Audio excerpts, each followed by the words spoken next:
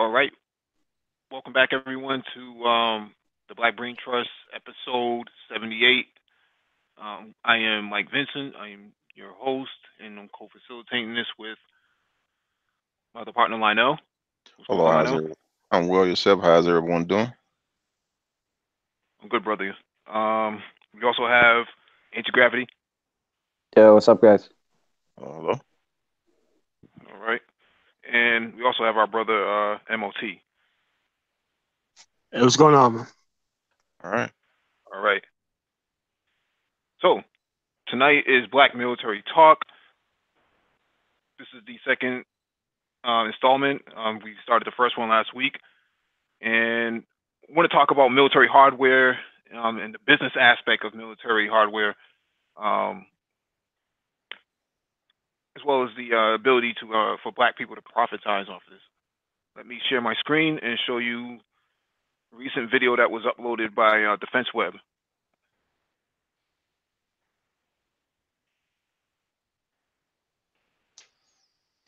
Here we go.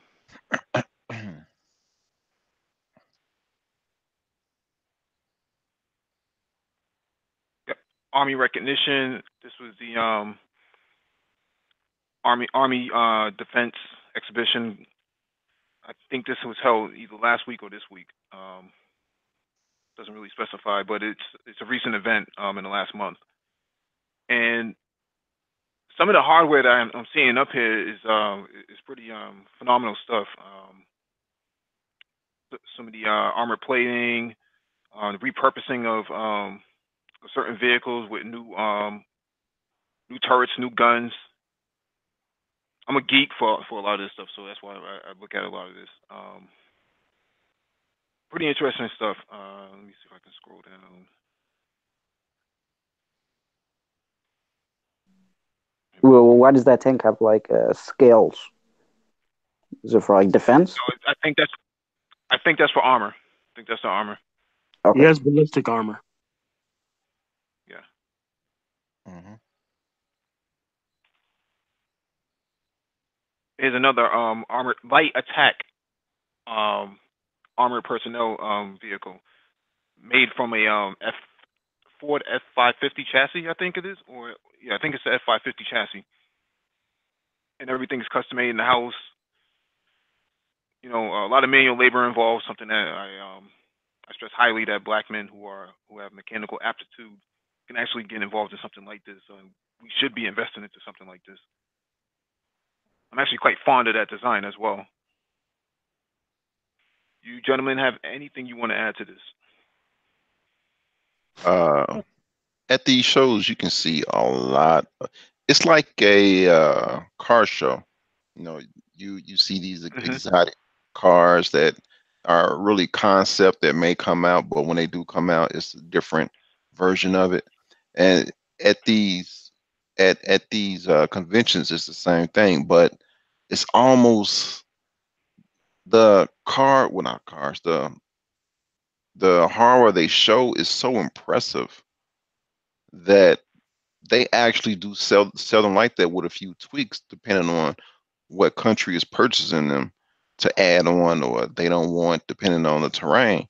But I mean, look at this. It's going through this sand. It's at the speed at which it's going through this, and it's a lot of equipment on this vehicle. You know, it's made out of thick metal because it has to be bulletproof up to a certain thickness. It's going at that speed. This is really impressive. Yeah, it also has some kind of like hazmat thing, protected from biological warfare, actually nuclear fallout as well. That little green box that you see on the back, that's what it's for. Mm-hmm. And you're right, that vehicle is moving fast. I think they said it moves about something like 80 miles an hour. Yeah, which is fairly quick for armored vehicle. Yeah. Yeah, that's fairly quick. You have anything you want to add, MOT? Yeah. For people who don't understand, I noticed something between all these companies and all these demonstrations. No Black owners. Now, the military, along with every other city and state, have to purchase a certain amount of anything from minority-owned companies with minority-owned certified people. These people could really get in there and get their product out there by force by just having minority owners, but they're not even that smart, apparently.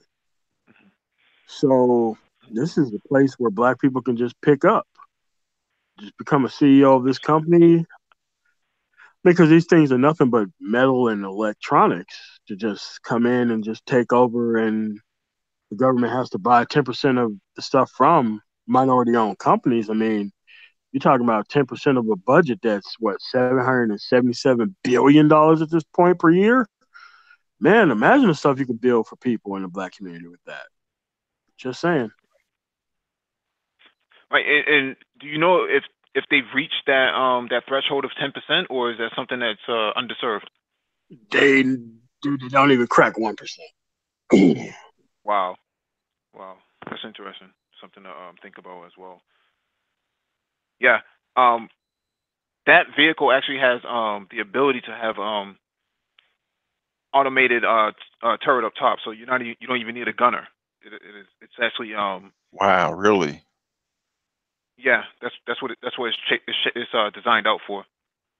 Now imagine, remember the missiles we talked about on Russian missiles that can go up to, what was it, 1 Mach? Oh yeah, it was one Mach, and it's deployed from a jet that's already going at 1 Mach speed, which means the missile itself could be going twice the twice the speed of sound. So if this vehicle is going 50, 60, 70 miles per hour, even 80 miles per hour, and you got this turret at top, they can really cut down some enemies.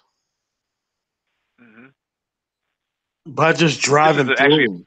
Whew. Right. Just by driving through them. Right. Oh my God. yeah. This company Rochelle is actually a new company on I'm assuming that they've taken advantage of that minority status. So based on that Mhm. CEO that we just saw. I was surprised to see AM General even show up. I was under the impression that AM General kind of bowed out of the game. He's a minority. Executive Vice President Nugan. I can see his last name. I think his name is Win. I think that's how you. Okay. I think that's how you pronounce it.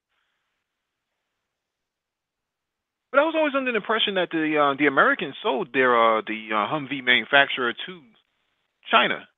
Yeah, they did.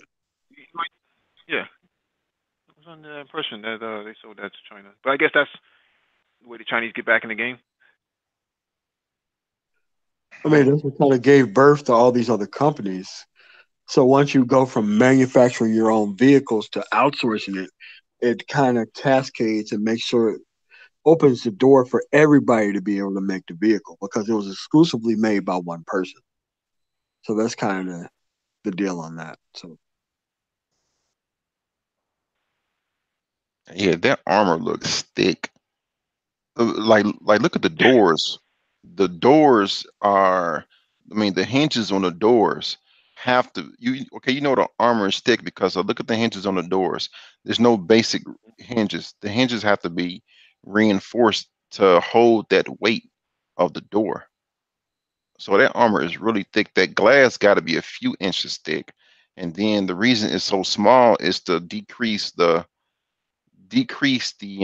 area in which the bullet can penetrate the glass, even if it hit the glass. So then out on the back you got the three glasses, but you got the three portholes where they open and you can shoot outside. But that door is thick, which means and it's like it's double reinforced because you got the hinges, and then the hinges sit on like a reinforcement cover to that area. You can see on the windshield that, yeah, that glass is pretty thick because I believe how thick that the border is. It got to be like a couple inches thick. That's how thick the glass is. So yeah, this is Yeah, pretty. Yeah. I think they said it was B7 plus protection. I know in military terms that's like a very high level of protection for APC. Maybe MOT might know more about protection grades, from like B1 to B7. I think C level might be high. D level, I know is very high. That's like tank grade. No, Air Force guy on planes. We don't have too much stuff like this. This is an Army or even Marine application, so I am totally lost on that grade. So Hmm. Okay.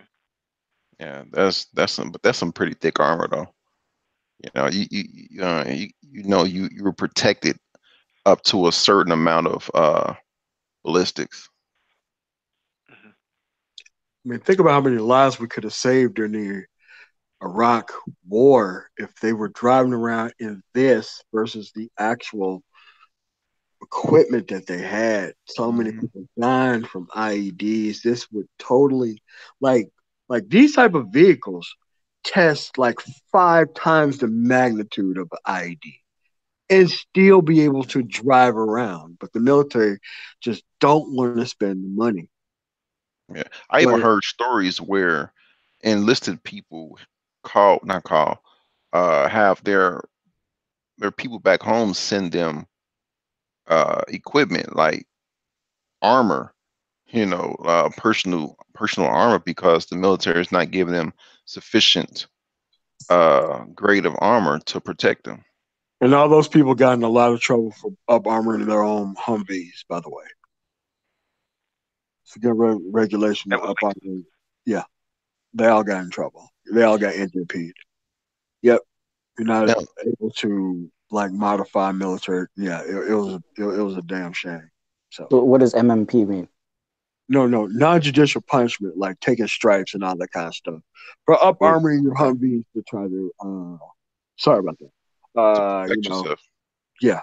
So Yeah. Now, those scales, the ballistic shielding, that looks like they're scales. I wonder. Okay, I wonder if. Well, it looks like it's double. It's like a double hole, which means you got is a regular tank, but they put that on like a casing on for extra protection. it And looks like shrapnel based. It stops shrapnel based stuff. mm, That's what it looks like. and I wonder if it's penetrated. Do they fall off or do they stay on? Can they be replaced? Things like that. I But think it's it's easy to replace. I think it's easy to yeah. replace because if you look at it closely, you can see that it's kind of draped down like a tablecloth. Mm, Yeah, I mean it looks like cargo netting, but just metal. right, right. Yeah. So that's why I say it looks like it's like double. It's like an added layer of protection, a thick protection, because it looks pretty thick. From the stuff I've read about it, it also makes the radar footprint lower. Mm, okay. So I guess there's a way that radars or traditional radars may look for land based vehicles, and this may throw the radar off a little bit or something to that effect. I guess it kind of So it would have so to it be like standing still for a long time before it's noticed. so it like stealthifies it. I know it's not a word, but it makes it more stealth Yeah, I on mean a because they have like radar reducing paint in the Air Force for yeah, planes. yeah. You're right. You're right. Radar reducing. Yes. Yeah, pretty interesting stuff, man. I have a lot of ambitions just watching these videos. So let me check the chat see if anybody has anything to say. I think everybody's saying hello. Does okay complex does those door seals are reinforced? Yeah, they are. Hmm. Yeah, if they had regular hinges on there, the weight of that door would tear those hinges off.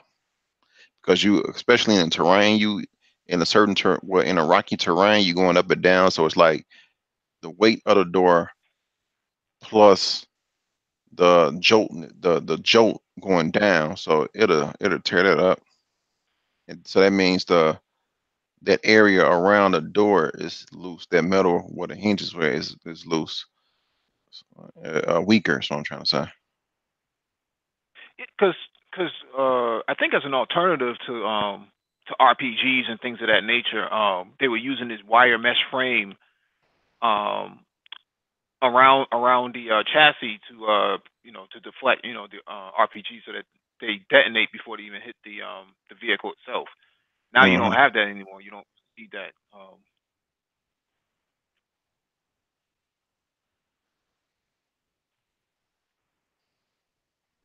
Yeah. Okay. Stuff is getting more and more The, sophisticated. yeah, yeah, and truth be told, I think with the way the Russians are going, you you may not need all that much armor because you're not really protecting anybody other than the vehicle itself. Because there's nobody's going to be in there if you're just sending robots out in the battlefield. Hmm. You can afford to lose an APC or something like that. For the most part, because you're not really protecting any humans, any soldiers. So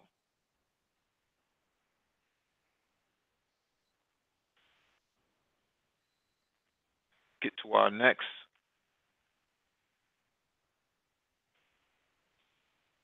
item on the docket.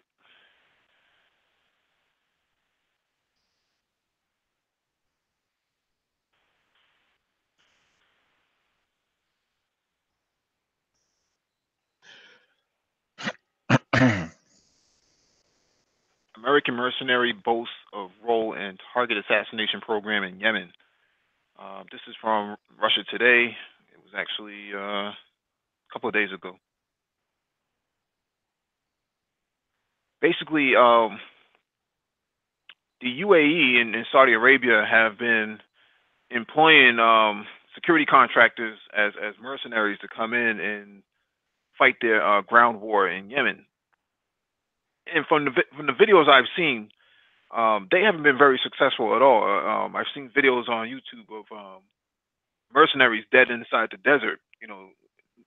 Not even from being gunshot, not from a gunshot wound or anything like that, but just from dehydration because they've been left out there, um, which is a shame because that's a hard way to go out. You have all this armor and whatnot on, and you ran out of water. I know I watched this a documentary about Israel and in Egypt going to war in Syria, and they said that the Israelis figured out that you have to have at least eight liters of water on you, to survive out in the desert at 120 degrees. And if you didn't, you were pretty much toast anyways before you got hit by a bullet. Um, but according to this article, the UAE has been hiring all these security contractors to go do their dirty work down in Yemen, and they haven't been all that successful. But these are targeted assassinations that they've used them for. My feeling on this is that I guess if you're at war, you don't, the rules are weapons free, for lack of a better description. And they've been making a lot of money hiring these security contractors. Security contractors making $1 million a month or something to that effect. For carrying out these assassinations. That's a pretty lucrative business if you've been trained in the military. Any of you gentlemen have anything you want to add? Yeah, like the problem is like during like a war time situation, not all constitutional rules kind of apply. And not even the Geneva Conventions even cover these people who even go out there. So to me, they're all criminals, even if you engage in this, period. But with XE or Blackwater out there, like this is the stuff that they were doing after they took over after the Iraq and Afghanistan war. That was just the beginning. This is what they are actually doing outside of that. So most of these people who go in there, I think they're all criminals. If you use your military service to go join a private army to go kill people, there's no way in any other circumstance that you would not be perceived as a murderer for hire. So it's bad, and that's why I think that we shouldn't be under this war type footing, so that way we can have these people prosecuted. Because if they're going to hire people, then you can't be an American citizen. You can't come back to this country after even engaging in something like this. Yeah, CIA contractors are different, but we don't want people doing CIA contractor stuff as a private person, getting paid way more, not on the government footing, not under the protection or even of international law. Like this, it just looks bad when you don't control your actual troops from joining a private army to go kill people. It just doesn't look good. Mm. Now, I wonder if they fill out a 1099 before they go in. Yeah, of course and they get paid like $2.99. That's how they get paid. interesting. Yeah, this is I know you're going to talk. yeah, this article was somewhat eye-opening because it said if you serve in the military, you can go serve in a foreign military, except it was something they said unless something else. So yeah, I agree with what MOT said. These guys are going over and offering their services to take out high level, high value figures. And then on top of that, the article said people that were in a royal family was telling them to go take out this person, not because this person was dangerous or had power, it's because they simply didn't like the person. So Once you become a mercenary, man, you pretty much not under any type of military jurisdiction. You have to do whatever your quote unquote employer says. This is right, why I think this is a horrific idea, and any person who received anything over 1 cent doing this should be locked up in prison once we come off of a war footing, period. This is why I want these wars to end, because there would be no justification under any circumstance that any city and state or even the federal government would allow a United States citizen would just join up and go over there. We know about the people who join the Taliban. This is no different than that. Absolutely no different than that. Right. It would be somewhat, I guess, more reasonable if they were good at their jobs. They paid all this money for these, basically assassins. And one of the guys they tried to kill was Tawakkul Karman, a political leader in Yemen of a opposing political party. And they just bombed, I think it was like a store or some kind of gathering. And they thought he was dead for a while. And then a couple of months back, he pops Well, he out. just popped up, yeah.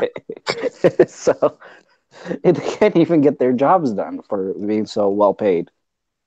Yeah, I mean, but this is also the reason why you don't want to sell F-16 and B-1 bombers to people like this, because this can get way yeah, get out of here real quick, real, it can go south real quick, really, because like the article said, they just killing people because they just don't like them, for whatever reason. So if they got these bombers, they can just say, go bomb this area, this general area, because I don't like this tribe, and just get them out of here. Yeah, this neighborhood has to go. Right. And you're going to use a B-52 to go do that. That's ridiculous. What? Right.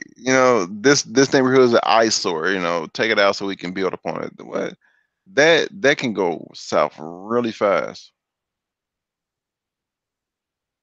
This is why I say the government should be creating weapons, not private companies. Because once you get private companies into the weapon selling business and not the federal government's not going to sell their best stuff to the worst people some of the worst people on the planet who's not going to use it against us. But when you have private companies out there who can do a better job for cheaper, this is the type of stuff it turns into. And those people come back under the comfort of night, made millions of dollars out there in the quote unquote field, and they're not placing any criminal prosecutions at home. It's just a bad move for everybody. I haven't read the article, but I saw the Democracy Now! Interview about with the author. It looks like the head of this particular, mercenary company was an American Israeli or Israeli American former soldier. What is Hungarian. was it? I think he was born in Hungary, but he's an Israeli citizen as well as a U.S. citizen. Or is that not what it says in the article? No, they call him a Hungarian Israeli person. So they never mentioned American. I think he's just American by citizenship because you know how Israel America works. So Okay, but I've heard of during the last Intifada in Israel, there were American, basically kids that were leaving the United States to join the what do they call their military, the IDF, and they were right. fighting in that war. So what isn't there some kind of rules to American citizens joining other countries' militaries and serving in No them? under war. Not under war. What was that? Not under war for a perceived actual ally like Israel. The answer is no. Okay, so then, so do you mean if they went out and they joined the Israeli military, during the Intifada, which is, somewhat of a war, that Yep. there would be punishment for American citizens who do that? No punishment. None. We're under the war footing. They have No. Israeli citizenships. They have dual citizenship with Israel. That's why they're able to go over there. Yep. Right. The first But thing they do is get If their you notice, but if you notice, the Ethiopian Jews supposedly can't go over there either, or I think it's Eritrea. The African Jews are not allowed to even put on a uniform by their standards. So, Israel just don't mess with African Jews. Period. They don't even consider them citizens, man. Seriously. Same thing with Palestinian Jews, because people forget that they're also Palestinian Jews as well. But I mean, more so, it's just that regardless of war footing, people are worried about people, Muslims going over to, for example, Syria, fighting for ISIS or whatever, and then coming back to the United States or Europe or whatever. But how is that any different than joining the IDF? See, you said something very key there. You go join the enemy and come back, you're a problem. If you go over there and join a perceived ally, you're fine.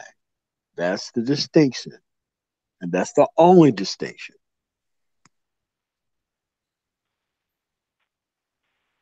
now one of the things that should be brought up, I think we talked about this before, maybe in the pre-show, but the idea of bringing these sort of kind of mercenaries into law enforcement, or to take over as an alternative police force during the time of crises in places like Ferguson and Baltimore. These are the type of guys that they're going to be hiring. That's a bad idea. How does that make any sense? To hire mercenaries for domestic affairs? Because if, quote unquote, if the National Guard is out doing stuff, they can subcontract them to be the National Guard when the National Guard's not there. In Boston during the marathon, they actually had Blackwater on the ground, Academy. During the marathon bombing, it was Academy who does the security. I think they call it security evaluation of the landscape of the area. So they're the ones who set up all the police into the positions, and they're doing surveillance, and they have they basically create the security posture for our law enforcement here. So why they do that, I don't know. I guess there's some kind of special expertise that Academy has, but they have Academy here in Boston, basically doing oversight and putting up, all of the checkpoints and whatnot, where they think that where they think the threat is going to be coming from. Now, I've heard of Tiger Swan being used over in Dakota Access Pipeline in I think it's Sioux Falls. Was it Sioux Falls, Dakota? No, South Dakota or North Dakota? During the during the pipeline protest. Yeah, they did use them. Right, so you have all these security contractors popping up and being used as a alternative arm of the law, and they actually have arresting powers too, if I remember correctly. They do. So if they shoot someone, then or wrongly, are they held responsible, or do they have the carte blanche like they did in Iraq? Well, see, the problem is that up until killing people, you could do a lot of illegal things to people. They just didn't shoot anybody, but they did all types of other stuff that's far worse than shooting people, like taking land and doing all this type of other stuff. But when you have a show of force that looks something like what's in the picture against an ordinary civilian, oh, they're going to back down pretty quick. If you're out there with a sign that says you're not going to be doing this, and that guy sitting there with a damn gun, and they're able to spray you with all this kind of stuff, like, trust me, they can crush protests pretty easy without firing a shot.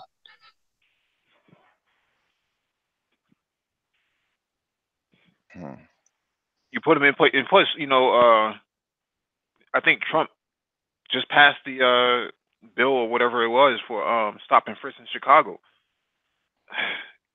This can get really ugly in Chicago because those kids might shoot back. At least some of the videos I've watched, I look at. That's the problem. Yeah, I looked at videos on. Yeah, there's a channel on YouTube called Police Activity, and I'm subscribed to and I watch on a regular basis, and this is all body cam footage, dash cam footage of law enforcement engaging in shootings. And some of the stuff I've seen in Chicago, these these guys, everybody's armed. Yeah. Everybody is armed. So if you alternative police force or some kind of security contract, and you come putting your hands on somebody, or you try to approach somebody, these kids might not take you all that seriously and just return fire or even discharge before you can even get your piece out. This can turn into a bloodbath. When you call in reinforcements, the reinforcements come in to kill everybody Yep, and it's going to be all this guy's fault. And But that's part of the bigger picture, though. If it does go the route that we're talking about, which we understand, it can get pretty bad. Pandora's box can open really wide on this. But the bigger picture is, why would he even do that? To take over Chicago? To give an excuse to bring the paramilitary or whoever in? Why would he do that? Because Chicago is a good use case. What they can say is, the violence, the amount of activity going on. Chicago police can't do anything about it. Illinois State Police can't do anything about it. Therefore, we need to go with some experts, right? And so they go out and they give a multi-million-dollar contract to security contractors. They drive around these souped up Ford Expeditions and Suburbans, and maybe even come in with an APC here and there. That could be a use case for them. I know here in Haverhill, in Boston, there's a city called Haverhill outside of Boston, where they've purchased all of this equipment. And in an article, it said that they use these APCs on a daily basis, drive through certain neighborhoods of black and brown people, just to intimidate them with the APC itself, and drive really slowly, just to get a human reaction out of them. Man, that sounds like a military occupation, an American city. It is like what they talk about. The Posse Comitatus Act was actually played out in reverse. The police would actually become the military, rather the military would occupy cities. The police are occupying cities like the military. So that's why we need stuff updated in that area too. Because I don't think that if you wear anything other than a actual kind of bulletproof vest, if you're out there looking like the actual army, then you need to be under the UCMJ. I'm sorry. I don't trust these people outside of that. I mean, we know how they act even right now. And it's not going to take a lot for something to happen. That's not. Could you inform some of the listeners what UCMJ is? Oh yeah, the Uniform Code of Military Justice. You know, it's pretty much if you do anything that's outside of the Constitution or local authority, to include military authority, you get in a lot of trouble. And if you're the police, like I was in the military, you get the maximum amount of fine for everything. And there wasn't like the internal affairs are in normal police, how they operate. Like they don't tolerate the abuse of power, which in the opposite, the military operates from an abuse of power within society.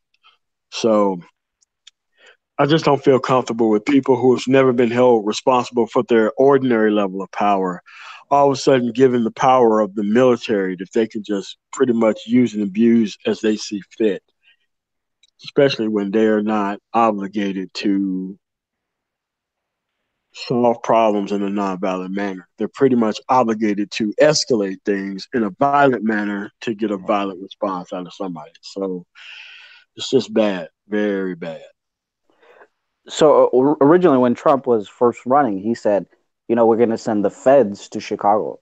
I'm not quite sure what he meant by that. Maybe the FBI, maybe he meant the National Guard. I'm not sure what he means by feds. But is that any better than this? I feel like that. Well, at least they will show more restraint. But go ahead, Mike. I think feds is just a vague term for agency, right? So they may be talking about the DHS, the Department of Homeland Security, as threat mitigation, because the way how the agencies are structured is DHS is threat mitigation, FBI is threat investigation, and CIA is threat intelligence. So I think when he says feds, I think he's just referring to DHS, and it's not uncommon that we even have TSA on our platforms for public transportation now. So you have TSA combined with Boston Police and wait, what? Yeah. So really? in predominantly black areas where the public transportation is, they have TSA set up, swabbing people's backpacks, chicks' purses. But all the white stations or places where the public transportation runs in white neighborhoods, you don't have that. Wow. Well,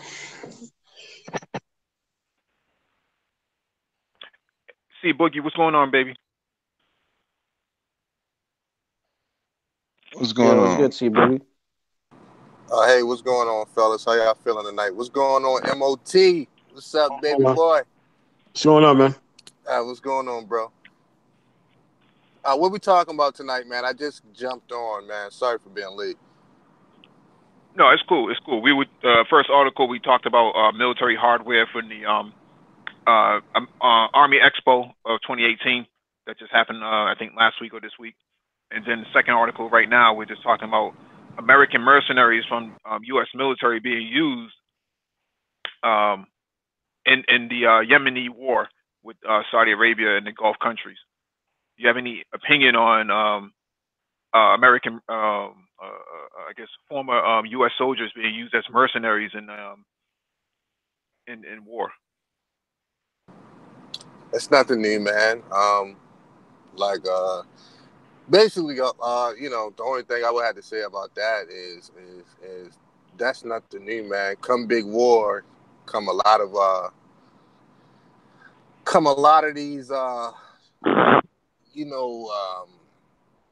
don't want to call them corporations, man, but these little pop-up shop of ex-soldiers, ex-deltas, Navy SEALs, Special Forces, and all of these guys are really linked into it to one another, to run different quote-unquote security forces and stuff like that. But those be the main guys over there fucking up, man.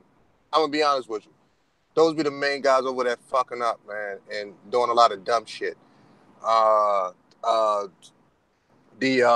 civilian side of it, it's not really their oversight is trash, man. Like even if you go back to like Blackwater and some of the shit that they was doing, you know, like a lot of those guys feel that they don't have to answer to anybody. You know, the chain of command is very soft. You know, at that time, you know, granted, at that time, this was before those photos came out. Like, remember those photos came out with the prison in Baghdad when they had the prisoners, you know, tied up like dogs and Abu shit Ghraib. like that? Yeah. You know, so like they kind of put a clamp down on a lot of different things. Hey, sorry for the noise, I'm driving. They have put a clamp down on a lot of different things since then. I will say that. But as far as the civilians, man, that's nothing new, man. That's one thing I will say about white guys when it come to war. They will hire each other like a motherfucker, man. Like they don't play those games, man. Like even you know, security, just security around the bases and a lot of stuff, man. A lot of those guys are ex-civilian military, man. So like those guys get first dibs on the bids, man, for the jobs, man. I want to point out Mahir Yisrael. He said that TSA is in New York City subway also. Yeah, it's only a matter of time. That this was a part of a Boston, New York, Chicago police, and LAPD all coordinate with each other on um, how to use surveillance against black and brown people, Muslims, non-believers, um, niggas with thick beards. All of these people are under surveillance, and basically what's going on now is that you know, they're going to use as many layers of agencies to create these opportunities to basically have oversight over people. That's Yeah, they're doing a lot of borderline illegal stuff, like yeah. parking, FBI cars, or local police outside of mosques. They're real serious about this.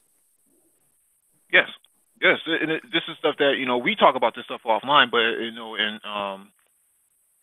my other circles, but people online don't realize that you know YouTube actually has algorithms in place to actually pull out keywords and buzzwords that are considered to be hazardous and need to be monitored.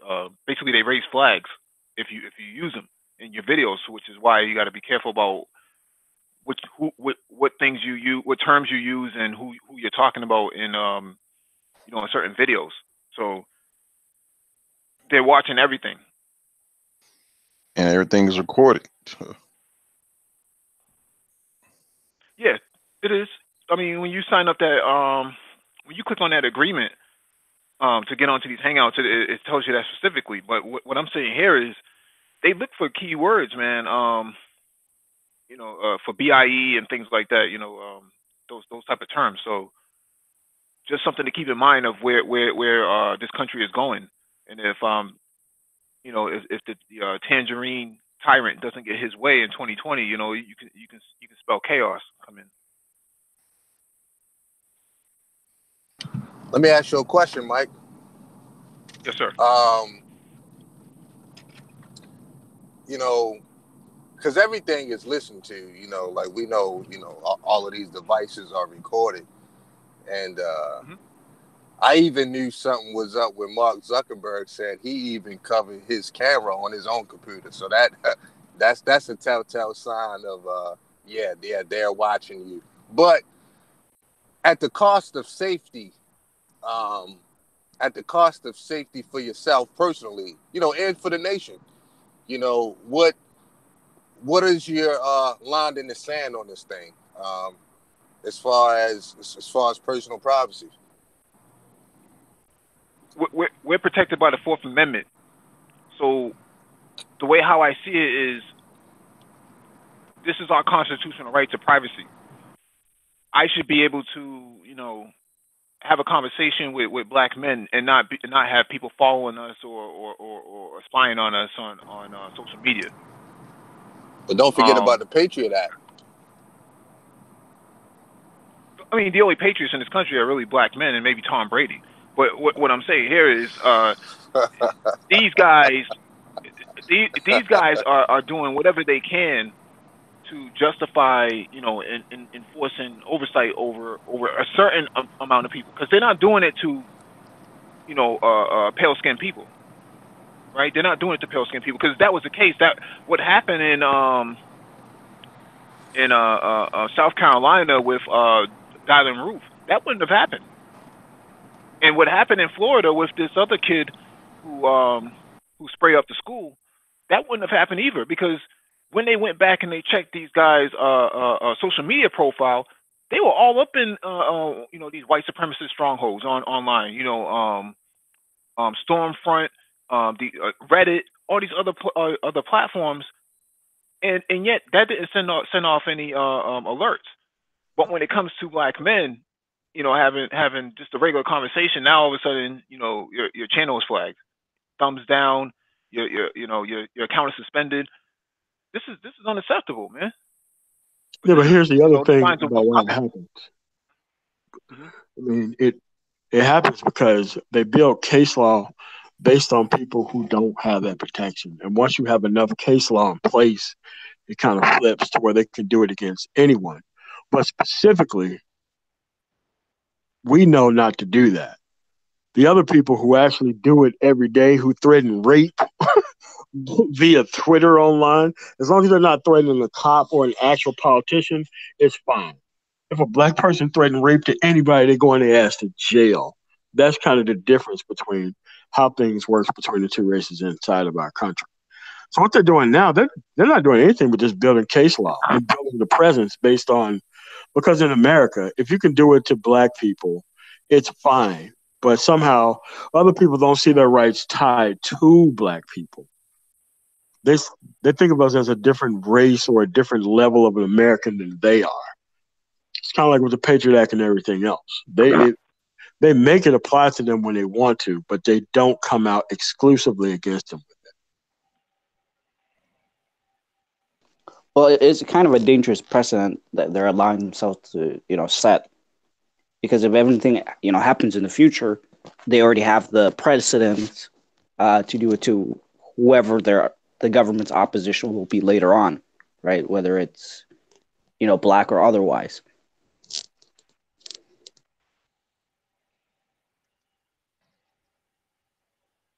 So the way I see it, oh, I'm sorry. No, go. Yeah, go ahead, Go ahead, C-Boogie. Go ahead. Oh, yeah. Now the way I see it is, I understand both sides of the coin. So if I was just using myself personally, I would say, well, I definitely get the privacy standpoint, and I'm all about my privacy. But I can also say, look, see, Boogie isn't out here doing anything that I'm ashamed of. I'm not, transporting X, Y, and Z. I'm not doing that. So, I figured like this. They're listening no matter what.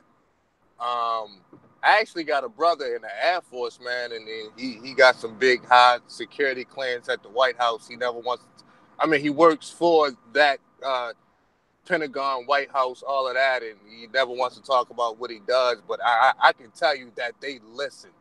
And so the point is, it's like, if I'm thinking safety now, my personal feelings aside, then I'm like, you know what? So be it. So if you want a phone telling your wife you got to work late, but you want to wait till your side chick house, yeah, they listening. And, it's like, but so be it. Because I think as far as safety go, I would rather my life be spared than somebody, listening to me talk, to my homeboys about, some, bullshit that probably doesn't matter anyway. You know, it sucks. Yeah, you know, it does sucks because we are protected by laws. But I just think in this day and age, man, things are getting kind of crazy in the United States, man, and we starting to see this uprise of angry white folk. And to be honest, that's always the telltale sign for me. Once white men get angry, you know shit getting bad. That's just the truth. You know, and this is why, you know, you got all these white guys shooting shit up and whatever. And you got to look out for incels now. You know, that's another Mhm. thing, because incels are starting to get real pissed off and doing a lot of stupid shit as well. I don't know if they would ever label those guys, like, I don't want to say a terrorist group, but put those guys on some kind of radar. But fucking incels are really bugging out, man. So, man, we got to be careful, man. So, like, if I'm thinking from a safety standpoint, I'm like, look, I'm fine with it. You know, I'm not out here doing nothing so exclusive that if somebody was dropping in on my phone calls that I'm embarrassed by it. But I do get the privacy part. Right, right. And I just want to give a 30-second explanation on how that works. They're not actually listening to your phone calls or your lines of communication. What they're doing is they're scraping. They're doing what they call web scraping. They're scraping data. So what they have is keywords set up in the background that they're gonna alert off of. And if you say those keywords, then what happens with the metadata is that metadata gets lifted off, which is the metadata is nothing more than a digital footprint. The metadata gets scanned, and they look for those keywords using those algorithms that they have in place. Um, and once those keywords generate enough times, once they alert enough times, then that allows them to build a case against you. This is I think I watched the interview with Rick Ross, and he said something to the effect that black people need to learn how to speak a second and third language so that you throw the systems off. And this I'm talking about the rapper Rick Ross. Because they're always, they're always using the same buzzwords. They listen to hip hop for that very reason, to actually stay in tune with the culture, so they can tune their database and their algorithm. So that's exactly how this works from a cybersecurity perspective. What's going on, Jack? How you doing? Yeah, it was good, Jack. What's going on, brothers? What's going on? Yeah. I would just have to disagree with C Boogie just on that last part he said. It's kind of the, if you have nothing to hide, slippery slope arguments. It always kind of starts off there, but there's kind of a reason why the American people should have a certain level of privacy, is because then it evolves into almost like a police state. In some areas it kind of almost is.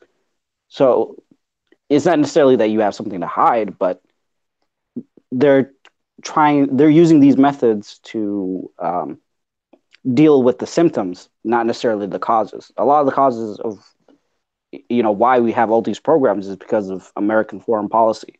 So if we fix the foreign policy, then we don't need a lot of these programs at home.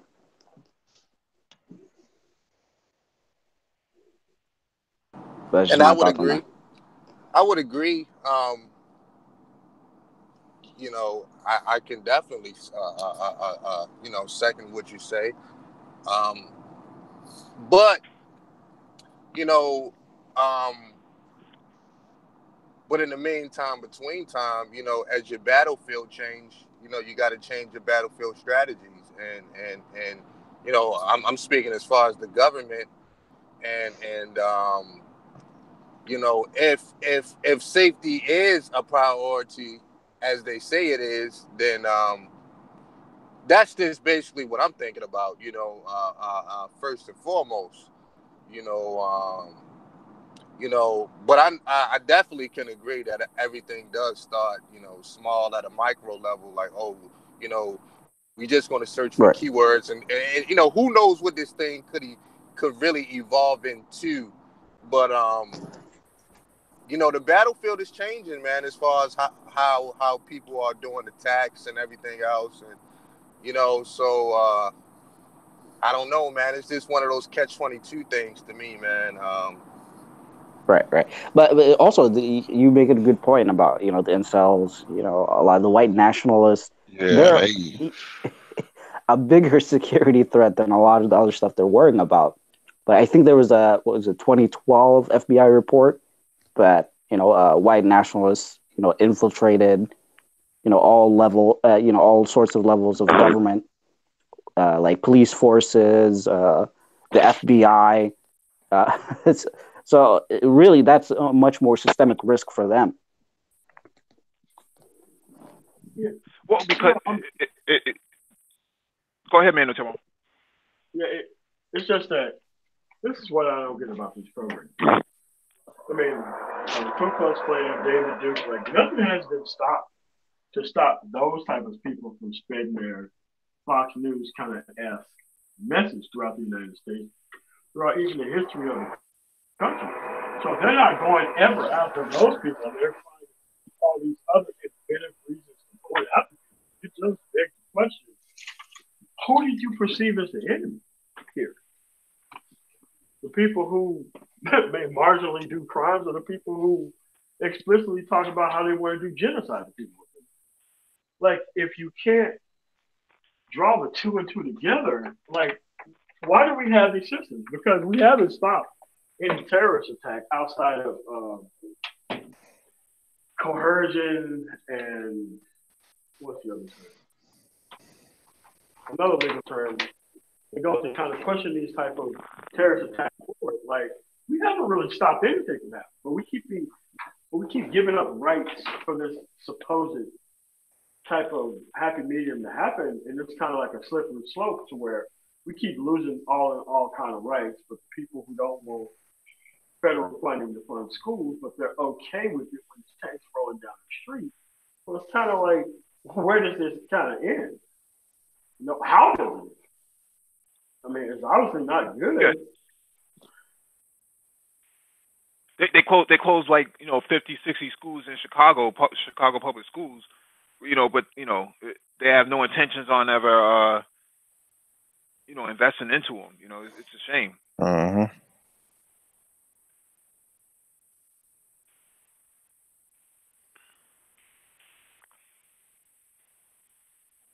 Jack.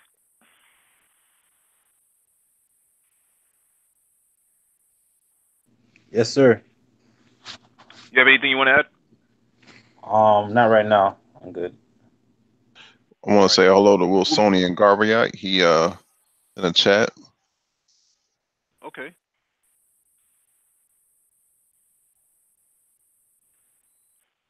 We'll move on to the next article.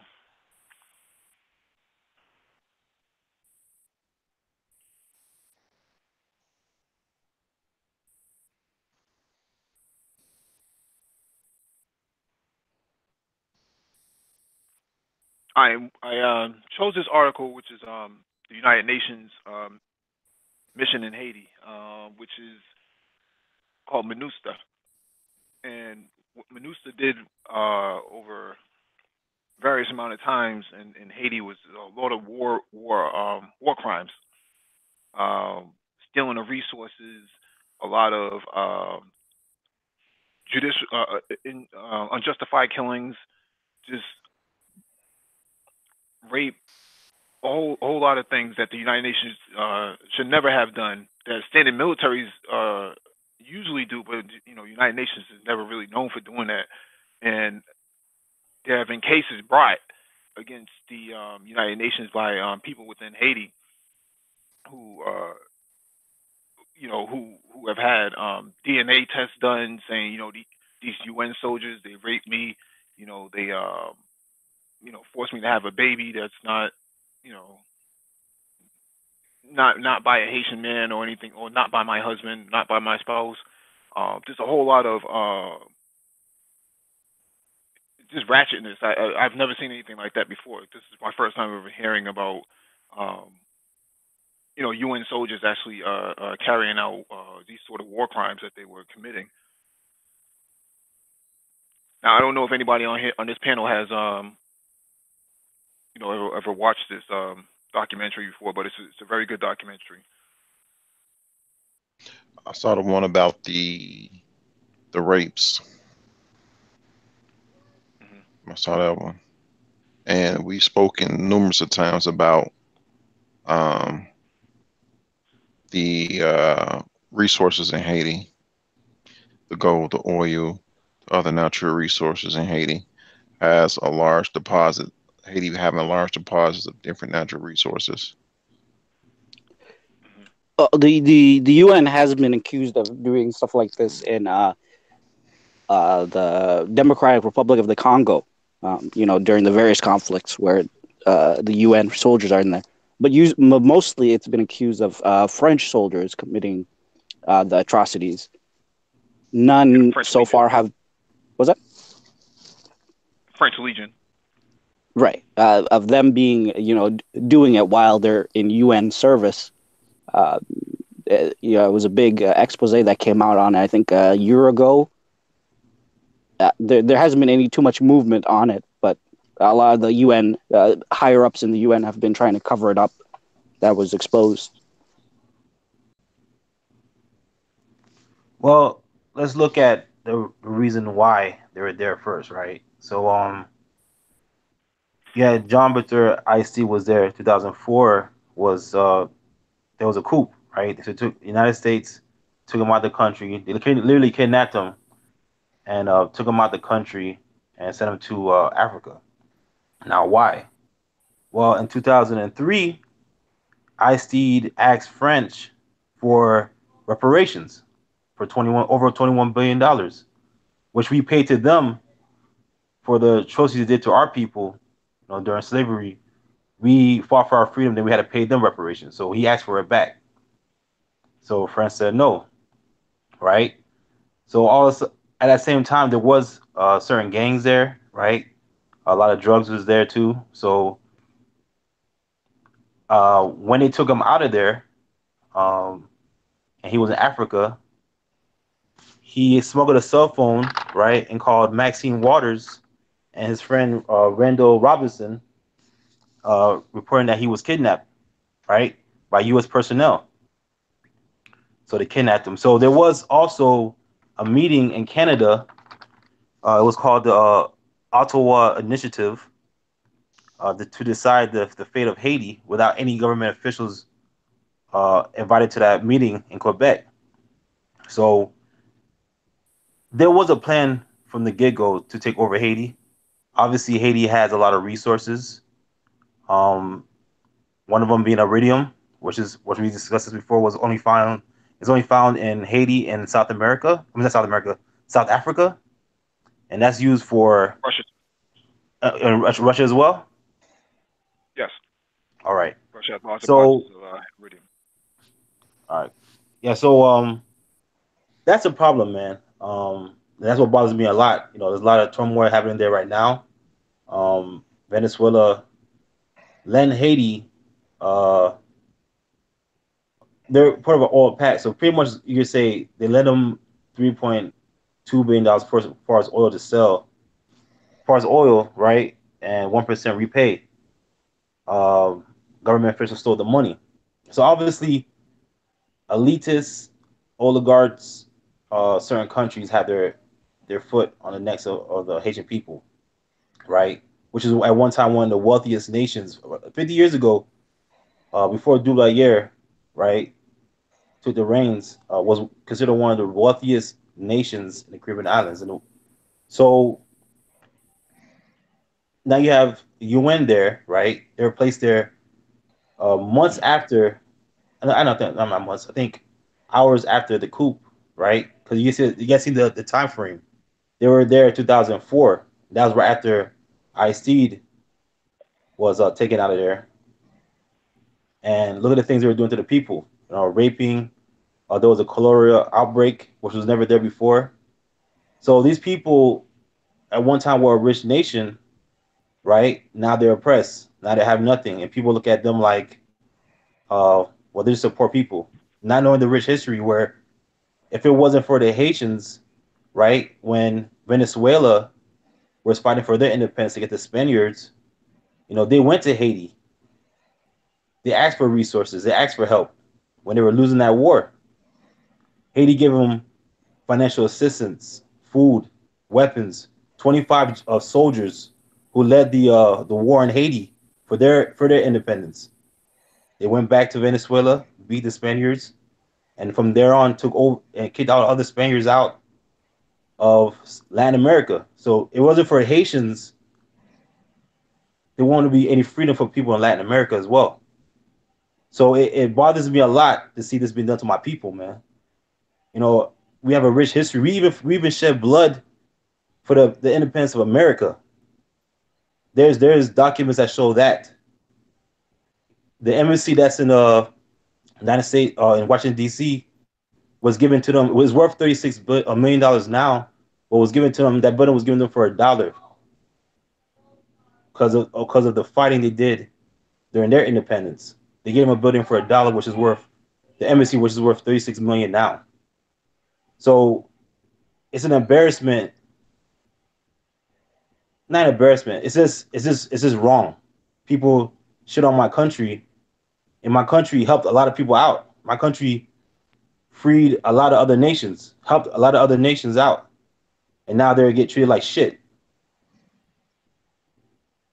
So I think people need to do the research on Haiti. I think they see right now, as far as the past 50 years, but if you go back 100 to 200 years, you know, you see the richness of Haiti. You see the intelligence, the military intelligence they had. We fought three powerhouses of nations, small island, and we beat them. We massacred them, right? Hmm. And so it's like highly intelligent people, right? So I think a lot of things right now they have a tough time because we embarrassed certain. We embarrassed superpower nations at that time. French was a superpower. Spaniards, we embarrassed them. They come to our land and we defeated them, but they get treated like shit. You know, I was discussing with my brother before this phone call, and I'm sorry I'm on a rant, man, but it's really close to my heart, man. But I was discussing with my brother, and he was telling me, like, you know, they didn't lift their bootstrap. I'm like, they have no infrastructure. Haiti's still in shambles. Everybody robs from them. The Clintons robbed from them. You know, my father went there twice this past year. He's like, there's no houses even built. They collected billions of dollars to help out Haiti, and maybe like 4 houses are built. They keep getting robbed. Now you have the young Can you? kids. Oh, go I'm ahead. sorry. No, I'll go after. Let me finish, man. But you have the kids now. I watched the news reports, and now the kids now are like, look, we're willing to die for our freedom. We're willing to die for this change. These are kids who were born when Ice-T was taken out. So they're about 20, 18 years old now. And they're talking right, not 20, but the ones who are children watching all this turmoil happen are now talking about we're willing to die for our freedom. Mark my words. What's going to happen in Haiti now is going to change because the young kids now are causing a revolution. I sent you guys videos in an email where the police officers are shooting at kids because the kids are asking for accountability. Hmm. But that's my 2 bits, man. Go ahead, Noah. Could you speak on the 3 billion that they're saying is stolen? What exactly happened with that, and who are they saying should be held accountable for that? Well, it's 14 government officials, right? They were given the loan right after the earthquake, right? So now this past week was a time for repayment for the loan. Now there's no money to give them repayment for the loan because these government officials stole the money, which is pretty much the elitists. The Duvalier elitists stole the money that they're supposed to pay back. So now they're supposed to pay back on this 1% loan. They have no money to pay them back now. So the people are asking for accountability. They want justice for their money. Like they want to know what happened to the money. But the portion of that money is supposed to go back to the infrastructure of Haiti after the hurricane, after the earthquake, but nothing went back. Nothing was built back up. The only thing they built were uh, more things focused on tourism, but nothing Mm. for the infrastructure. No Soccer stadium. schools. I'm sorry. Go ahead. No, I was saying the soccer stadium. I heard too. Yeah, just for tourism.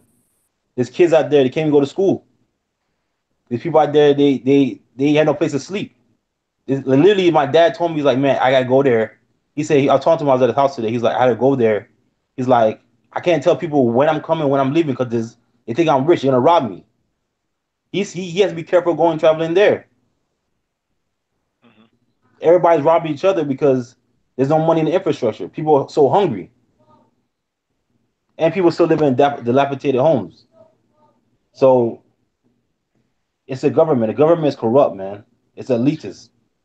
When I was in South Florida, I met a few Haitians, and a Haitian lady, she she said this exact same thing that you just said, that she wants to go home, she likes to go home, but she can't tell people when because they'll set her up. They'll set her and her family up, like her husband. They'll set them up because the family thinks, like we said in the pre-show, that you here in America and you can just walk down the street and you just pick up a couple dollars.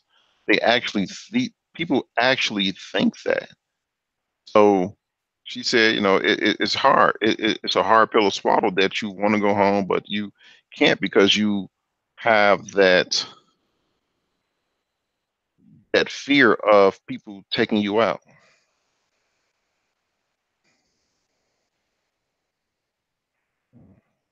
Uh, You, another thing too. Like I asked because when Duvalier was there, right?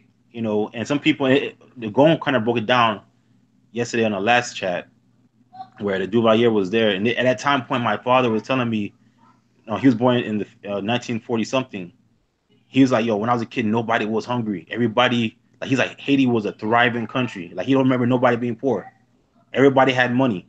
He said when Duvalier was there, Duvalier was working with the United States, right? And that's when they start, if you were to start talking about the government, they take you out. My uncles and cousins got taken out just because they're at the barbershop talking about the government. So this started happening around the 50s, 50s, 60s, around that time period. I'm sorry, not 50s, around the 60s and 70s, around that time period. So it's like Haiti was known, for his intelligence. It was known for being the first Black republic. Like, we've done it. You know what I'm saying? It's there, and people don't understand. It was Duddy Buckman, who was a bookman, who was a Jamaican, right? Who was there when they were doing the first ceremony, which is a voodoo ceremony for their independence, right? So it's like it wasn't just Haiti; it was multiple other countries that knew about this. They were just watching on the sidelines. But Haiti gets shit. I just don't understand how. Oh man, that shit bothers me, man. Yeah, Haiti was, well, when I say was, the real understand, I'm using the weak version of was. It was a powerful country because, like you just said, Haiti threatened, and slavery times. Haiti threatened Britain, by saying, "Don't." They basically said, "Don't make us send Haitians to Jamaica to overthrow you in your own colony."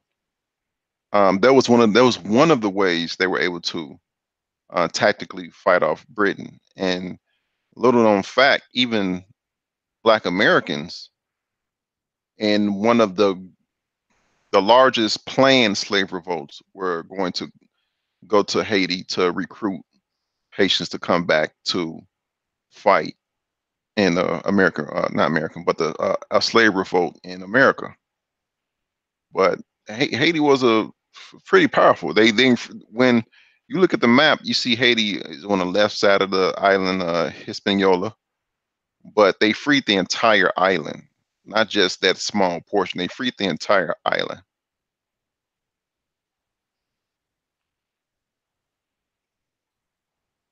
hey, C That's Boogie, you true. got anything you want to add?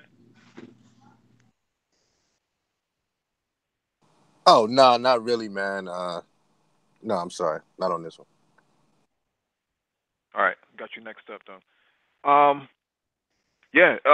One of the things that about Haiti was that the Chinese actually wanted to make big investments inside Haiti, and they were blocked by the United States and Canada. And if I remember correctly, Mexico and Cuba wanted to make investments inside Haiti as a joint venture, and Cuba wanted to send a lot of doctors down there. And from what I heard, it was so unsafe with the MINUSTAH thing going on that they had to recall some of their doctors back.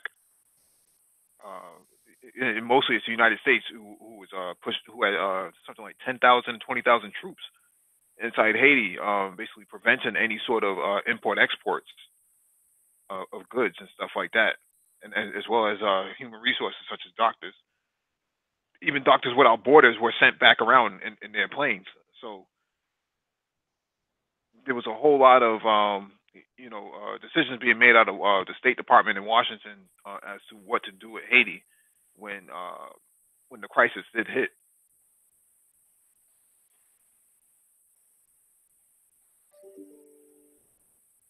Do you think? I know there was a lot of cases as far as the Haitian lawyer was discussing how they're suing the UN, right? As far as the crimes, do you think there'll be justice brought out of that or not? Haiti needs international support. So the only real way that they would actually get pressure of justice is through international support. So it's incumbent upon Africa, especially West African countries, to actually, or your francophone countries, to actually get behind it and use their weight. I mean, Africa right now is in a position to do something. If nothing, they should be able to speak up. I mean, don't just let The thing is, if you don't speak up for Haiti, and I'm referring to Africans, your days are number two. Your day is coming too. To be honest, I don't think francophone African countries would do it. I think the closest country that will do it right now, as of right now, is Ghana, because since they at least cracked the door open for diasporans to come back to Ghana, and that's the reason why I say it. The francophone countries, especially like take for example Cameroon, they the war between the French speaking and the English speaking parts of the country. These insignificant wars that don't mean anything in the long run for the the the prosperity of your country. Why in the fuck are you was fighting over who speaks what like that level of ignorance tells me that you Well, are because in no position to challenge foreign authority.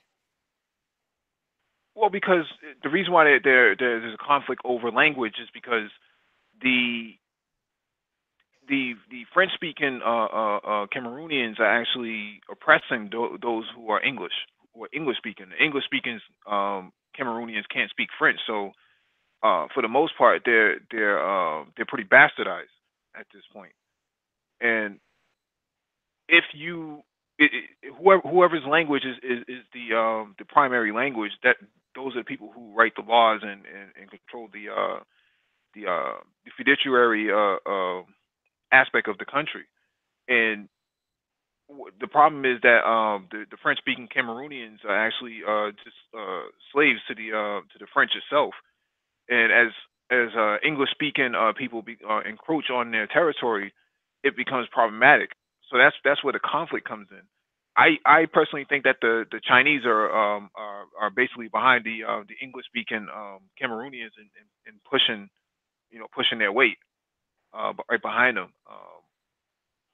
But I also don't want to discount the English speaking Cameroonians' ability. Now, in reference to Haiti, um, Benin and Togo has been very welcoming to Haitians in terms of giving them support um, after the crisis. But the problem is all of Africa needs to get behind Haiti to put pressure on the ICJ, the international, or the ICC, the International Criminal Courts, to press a case against the participants in the United Nations peacekeeping mission Because I mean, this DNA does everything on the table, but you're telling me that these guys are above the law. I just find that hard to believe. So I think something can be done if you make enough noise. When South Africa was going through apartheid, they got a lot of support internationally when Mandela got locked up. So that's what brought apartheid to its knees.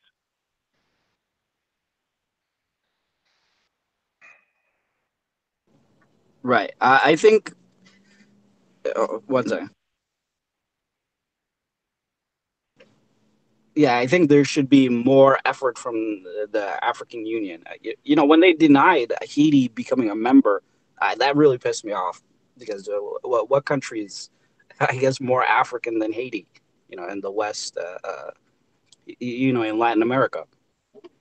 There, It wasn't anybody in the African Union that denied them. It was actually the United States who blocked that. right, right. But I mean that they allowed that. This is the African Union.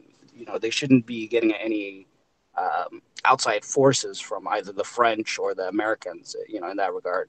But you guys know my position on a lot of these so-called francophone countries. Speaking even French, they should ban French, and make Creole their national languages, or in West Africa, choose a different language because they need to really disentangle themselves from the French. Because if they don't, they're probably one of the worst Europeans in terms of their abuses in Africa and in the Caribbean. They need to figure out a way, either working with the Chinese or working with, other African countries to disentangle themselves, both politically, financially, so that they can have their independence. And then definitely the African countries should get behind them in, getting reparations from the French because there's no clear, you know, position or, case to be made for it. Well, most of the economy in Haiti is really geared toward paying back the French. That's one of the issues. You know, um, trying to pay back that French debt, man. So if you paying, if you got to pay back, you know, over $20 billion, then you're missing out on a lot of industrialization, man, and also just overall development and education. So you can't have 80% of your revenue going out to pay the French. That is a major problem right there. Now they have a alliance with Venezuela.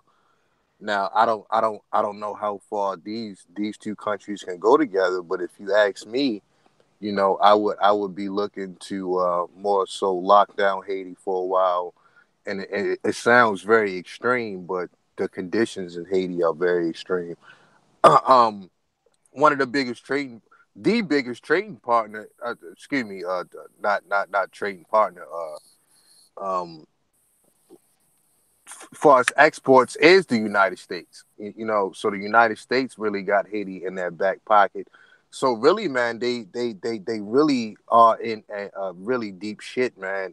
You just can't have a country where 80% of your money is really leaving out. Just so like if you was to look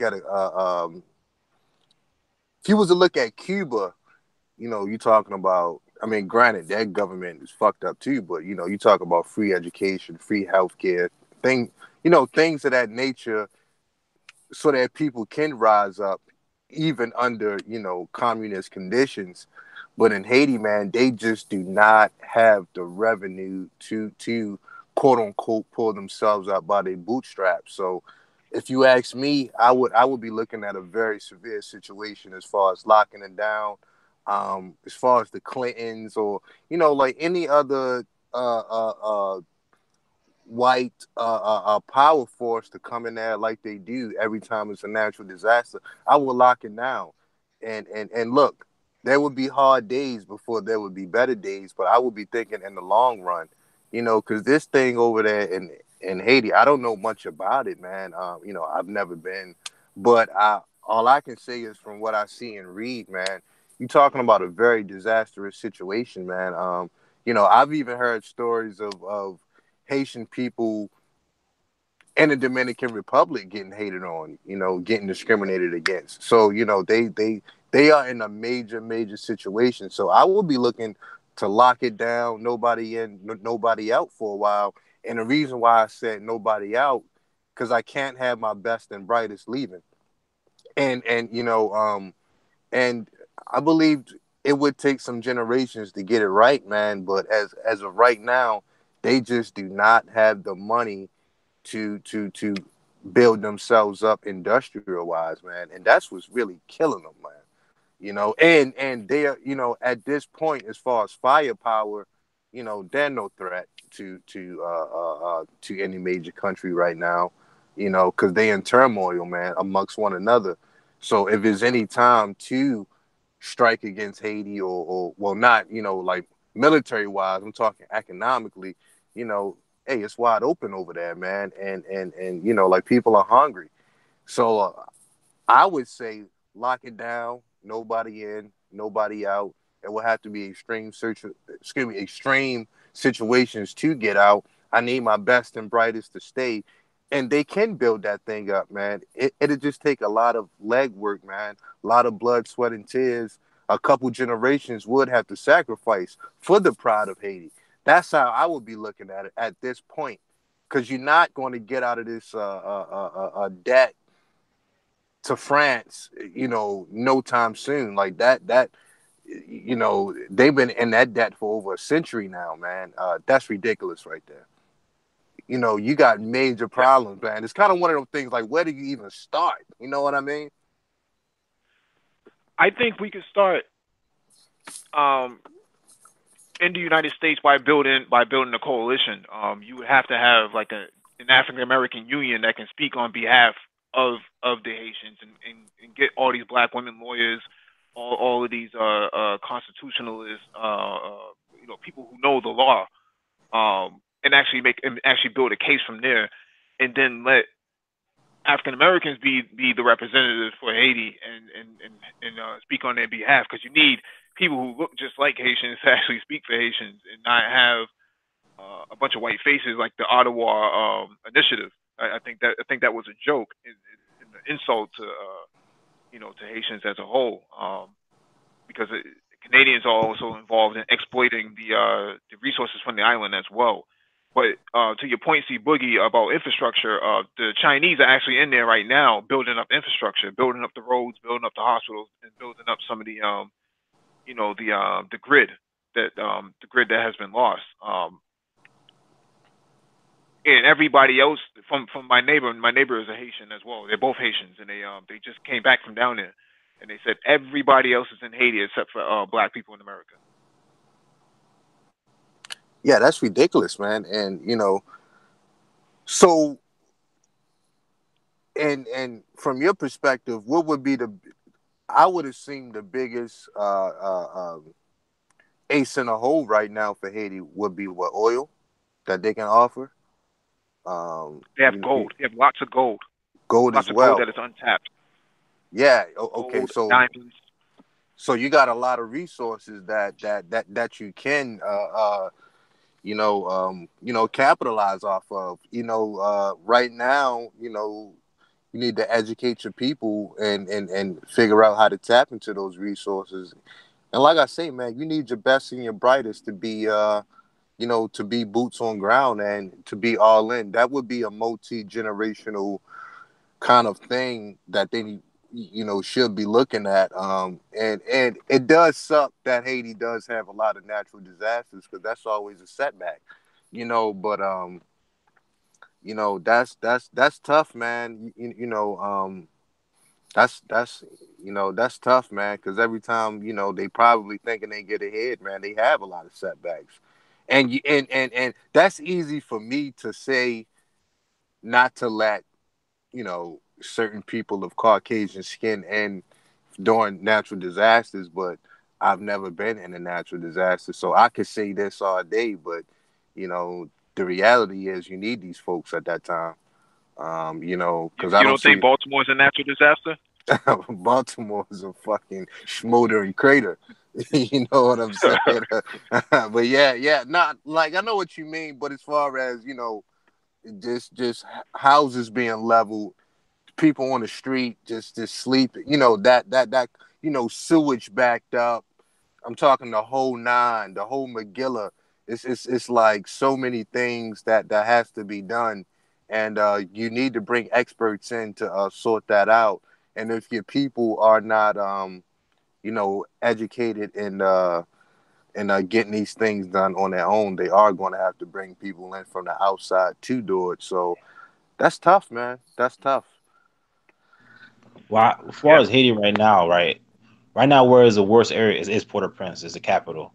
Other areas like Cap Haitian and other areas are like still they're pretty decent. They're still good, but it's just the main capital, Port-au-Prince, is just really screwed up right now. And as far as the debt, France forgave the debt that was owed to them, right, in 2015. So that debt was forgiven, but still, they still need to pay the Haitian people. I think so. I don't. I'm confused how, when it comes to reparation, how they receive reparation, but they benefited the most uh, from Haitians' free labor, so or slave labor. So um, that's it right there for that. And then again, as far as I agree with you, C Boogie, on everything you said. As far as the infrastructure, it's just too much money going out, and the biggest problem, what matters the most for Haiti is just building back up the economy. Once that's put together, we create jobs for people, right? Um, and then focus on education, but it's the infrastructure, the economy, and then education. There's no people can't afford to go to school, so So I think that's so the what. so one of the first things I would be looking to start with to build back up is tourism. I'm No putting most of tourism. my No ducats in. tourism. No Are you tourism. are you saying No. no tourism? No tourism.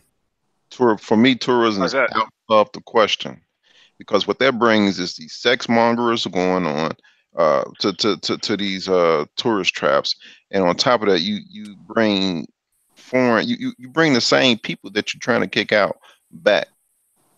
No tourism. You like to depend on tourism as your number one way of getting income is a dangerous thing because you put yourself back on that hook of being dependent on the very same people that you're trying to be independent of. So, what a reason why I said tourism was because some of your biggest industries in Haiti are, sugar refining, flour mining, cement and textile. Uh, you know, that's only going to take you so far. Well, besides the diamonds and the gold, like Mike told me, now that's your ace in the hole. That's your ace in the hole. But as far as just exporting those, I'm like, wow, that's not going to bring much money to the people. How can we maximize this island?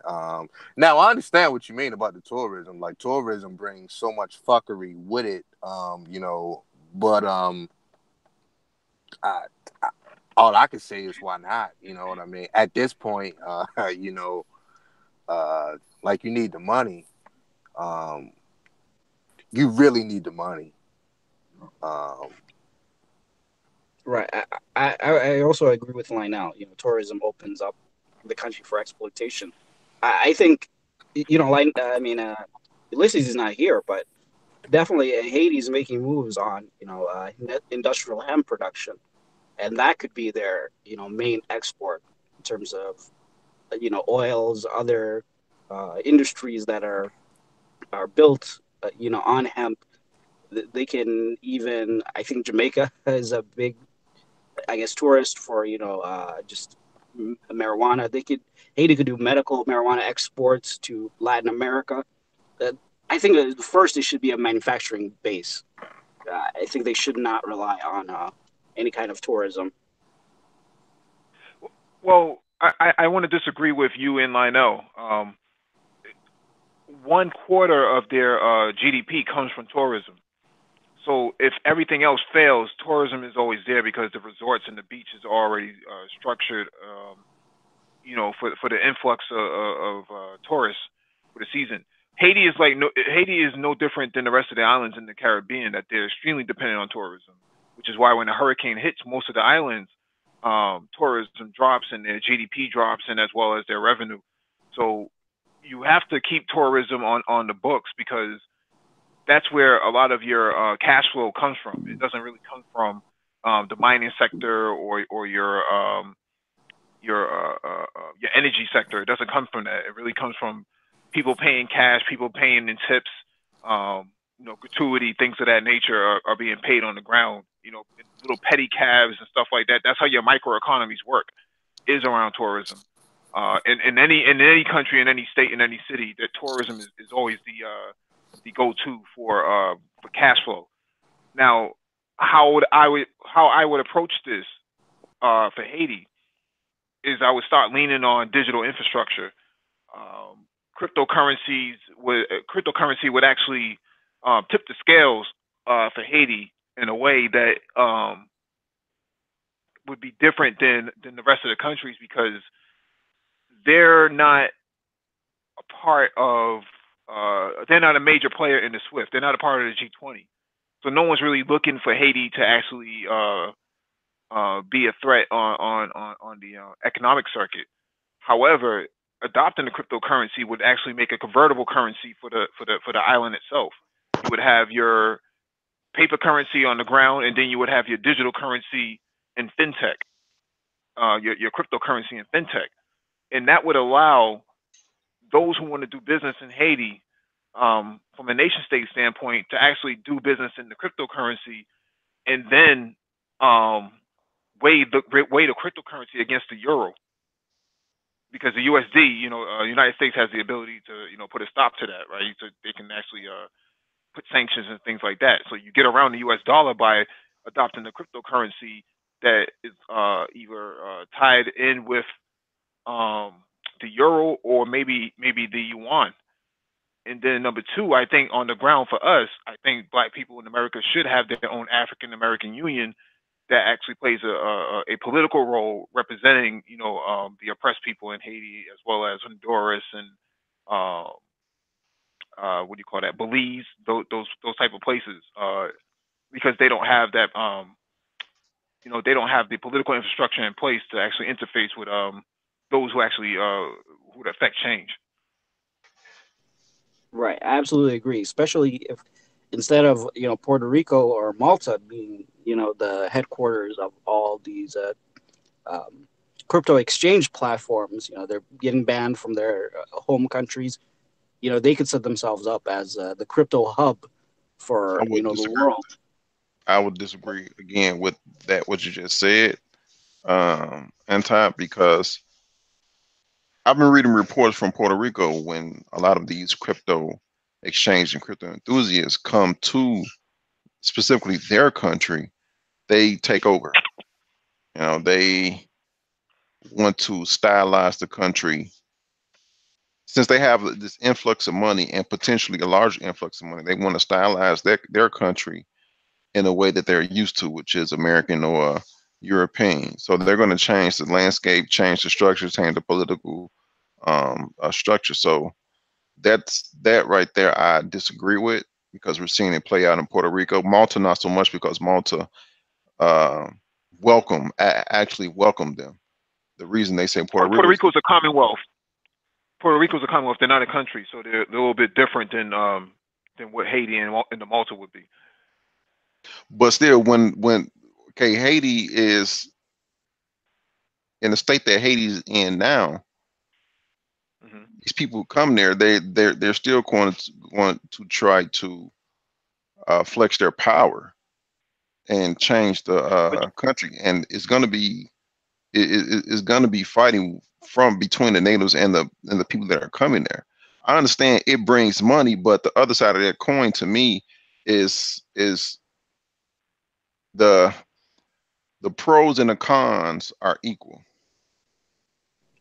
in my view. Well, Well, it depends on they go about doing it. Um, the first thing would have to be there have to be indigenous cryptocurrency marketplaces that are made in the country. Crypto entrepreneurs, Haitian crypto entrepreneurs, setting it up, and then from the government standpoint, they should do basically what China does. If you're bringing any kind of company or anything here, 51% has to be owned by Haitians, right? That's what they should do, and then they have strict controls over how it's done and where it's done. If they're able to do something like that, then they'll have control over it, and you won't see the type of exploitation you'll see. But that's contingent on the governance of the country. But would the people I was just ever? gonna No, go ahead, Mike. go ahead, C Boogie. No, I was Oh just yeah, gonna say that exploitation is due to the lack of governance and oversight. So that governance and oversight has to be implemented in accordance to the infrastructures and institutions that would be available. So if you're worried about sex tourism and things of that nature, you only have to look as far as who's enforcing policy, who's enforcing law. If there's no one enforcing law, then it is you're gonna get a whole lot of law breaking people. So it's just more about having the right institutions in place. I mean, Africa has the same exact problem as Haiti, so it's not anything new. Go ahead, C Boogie. oh yeah, man. I was just gonna say real quick. Like we haven't even touched on well, like I'm not sure if we even touched on the corruption. It's one of the as far as the elites there. Like talking about the Haitian elites. They have a major corruption problem at the top that has to go. You're oppressing your own people. So before you can even turn that into a crypto hub, you got to you got to really get your social development in order to even have something like that to run smoothly. Because right now, man, your people feel oppressed by their own people, not only by white folk. So that's a major problem, man. Haiti has a very just to touch on it psychologically, you know, as of right now, man, Haiti has a very poor self-image about itself. You know, so you got to change the hearts and minds as well, man. That's why I said it would be a multi-generational thing for me, man. Like the reason why I brought up Cuba earlier, man. Because all this shit people talk about Cuba and this and that. Cubans are some of the most proudest people on planet Earth, and under severe oppression. They don't even have freaking Wi-Fi, but they but they got a good self-image about themselves, and that can carry you a long way just off that alone. So you got to find a way to fix this corruption problem at the top of it. Now, how do you do that? I really don't know. You're talking about young kids are revolting. That's where it starts with the youngins. Once they had enough, then maybe things would change slowly but surely. I think when it comes to facing corruption, what matters the most is again holding people accountable um, for their wrongdoings, right? And I think that's what the youth right now in Haiti are doing. That's why they're throwing rocks at the police. That's why they're telling the government like, "Hey, you need to answer. They need to answer uh to their wrongdoings, right? These certain government officials." So I think the youth are going to do it. Because to them, what matters the most to them is, you know, they want they want to have a future. They want an economy. They want a future, man. And they know the history of their people. They know what they've been through, and they even saying that it's wrong. So this needs to be accountability, right? And if they continue to push back at the government, right, and force them to bring justice to what they did, those people those who did a wrongdoing, bring justice to bring justice for them, right? Those people who I'm sorry, I'm not explaining it right. Pretty much bring them to justice, right? Have them in court, uh, once that's done, right, then they can move forward. But you know, again, when it comes to Haiti, we can't forget that there's people who has business ties in there, right? People who are already extracting certain resources and certain things like that. So I think it's going to be a multi generational thing. A lot of the old heads who are there are going to have to step out, and a lot of young guys are going to have to come step in. I know Wyclef tried to do it, but they blackballed him. But I see the young people doing it right now. They're gonna do it. They're gonna affect change. It's just gonna take time. Yeah, they need a kind of like a Julius Malema kind of figure that bring back a sense of pride to the young people. And I don't necessarily think that they would be able to do this thing legally. I think it would be other avenues to put pressure on the government. You know, but that like even that's going to take some time. I mean, who are you going to get to prosecute these guys? Like, who are you going to get? Especially if your people are undereducated, who are you going to get to come in? I mean, that's a lot. And anybody who can come in, they can be easily bribed. Uh, man, it's a lot of things that can go wrong as far as bringing them to court. But holding them accountable, man. It starts with the media. Starts with the press. You know what I mean? I would start there. Um, you know, things would get worse before they get better. But if you're looking at it from a multi-generational standpoint, sacrifices would have to be made. That's just the way I see it. If people was really trying to get serious about it. What are you saying when you say multi generational? How many decades are you saying? 40 years, 60 years, 80 years. What are you saying? Well, I would say at least 2 generations would have to be willing to sacrifice all personal gratification, all instant needs. Everything would have to be a monolith and move as a collective. I would say at least 2 generations. The generation you have now and the youngest that's coming up under them, and then maybe that third generation can start reaping some of the benefits. But this thing is so deep, and like right now we only talking corruption. Trying to straighten that out so you can educate your people, get your infrastructure on point. And then once you get to the industrialization and like education for everybody, better healthcare, even that's excuse me, like even that's going to take some time, bro. So I'm thinking at least 2 generations are going to have to be willing to sacrifice, all personal gratification for the good of the collective, and bodies will be lost.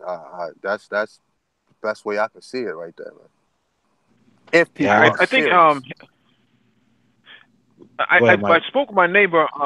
Yeah, I spoke with my neighbor a week or so ago, and she just came back from Haiti, and she bought land down there for 30, 30, 30 stacks, so 30 grand. Today, it's worth 128 grand because everybody except for black people are coming down there and buying up the land. Chinese are in there, the Venezuelans are in there, the Brazilians are in there, the Ecuadorians are in there, the white Americans and Canadians are in there, except black people. It sounds like they're gonna gentrify this nation. The way you make it sound like, man, they're gonna. I think they got Haiti's for something sale. planned. Yeah, Yeah, Haiti's for sale right now. And you said when I talked to her, she said all the Chinese said it's nothing but Chinese people building up the roads. Now, whether or not they're Taiwanese or they're Chinese, she can't really confirm. But what she's saying is that they're from the mainland. They're from China for the most part. So they're building up the roads and they're building up the traffic lights and all the infrastructure. And as it stands, black people are just not down there. She said she was shocked. She said you would think there would be more black people from America coming down, but they're not. They're just not, either they're not interested because they have no interest, or they're just ignorant and don't know what's going on. But Man, uh, it's one of those things. man, Do you I'm have to not. be a citizen to buy land in Haiti? I don't know. If you guys can speak to that real quickly. Jack could probably speak to that. From what I hear, I guess other people from other countries doing it, but I know people who bought land. I have my cousin who bought she bought land for like 8,000 out there. Yeah, Couple parcels, but I'm not really too sure if you have to be Haitian. Obviously, I would think it would not because they're selling it to other nations. So, right. but I'm not sure. I'm I haven't bought any land on there yet. I'm not Haitian, but this really pisses me off Hmm. because maybe even though I'm not Haitian, I'm still a black man, and although the only difference between us Haitians, Black American Haitians, and Jamaicans and any other black people are geographical and albeit tribal ties. But that man, discussing this pisses me off because as black Americans are, if not the richest group of Africans on the planet, we're at least top two or top three, and we have a Caribbean nations in our backyard that we can lift up, but yet we don't. And that's the sad thing. We always talking about, oh, we're being oppressed in this country, we this, we that. Well, we have a excellent chance to get away from it, not leave America, but have a place to get away and be around people that look like us. 'Cause I don't care what nobody say. You be around people that look like you, it's gonna make a difference. All these people that talk about this bull crap. Well, we need diversity. Okay, you can do that, but being around people that look like you, I don't care if they speak another language, it just does something to you. You got Haiti, Jamaica, the Upper Antilles, the Lower Antilles Islands, all across the Caribbean, even Bahamas. Bahamas is a hour plane ride away, and most Bahamian people come from are descendant of African American people. So it's ridiculous. This regurgitation of I'm done. Yeah. So I just want to That's move on actually to a the good. Oh, go ahead. Go ahead. Finish up. No. Yeah, I was just gonna agree with Lionel that really the big difference between African Americans and Haitians was just one boat ride, right, from the transatlantic slave trade. There were some that stopped off at Haiti, and then there's those that went to the United States. That's really the difference. That's it. I was actually going to move on to the next article, which is actually open mic at this point. And I wanted to bring in C Boogie and have him tell us about his experience in the military.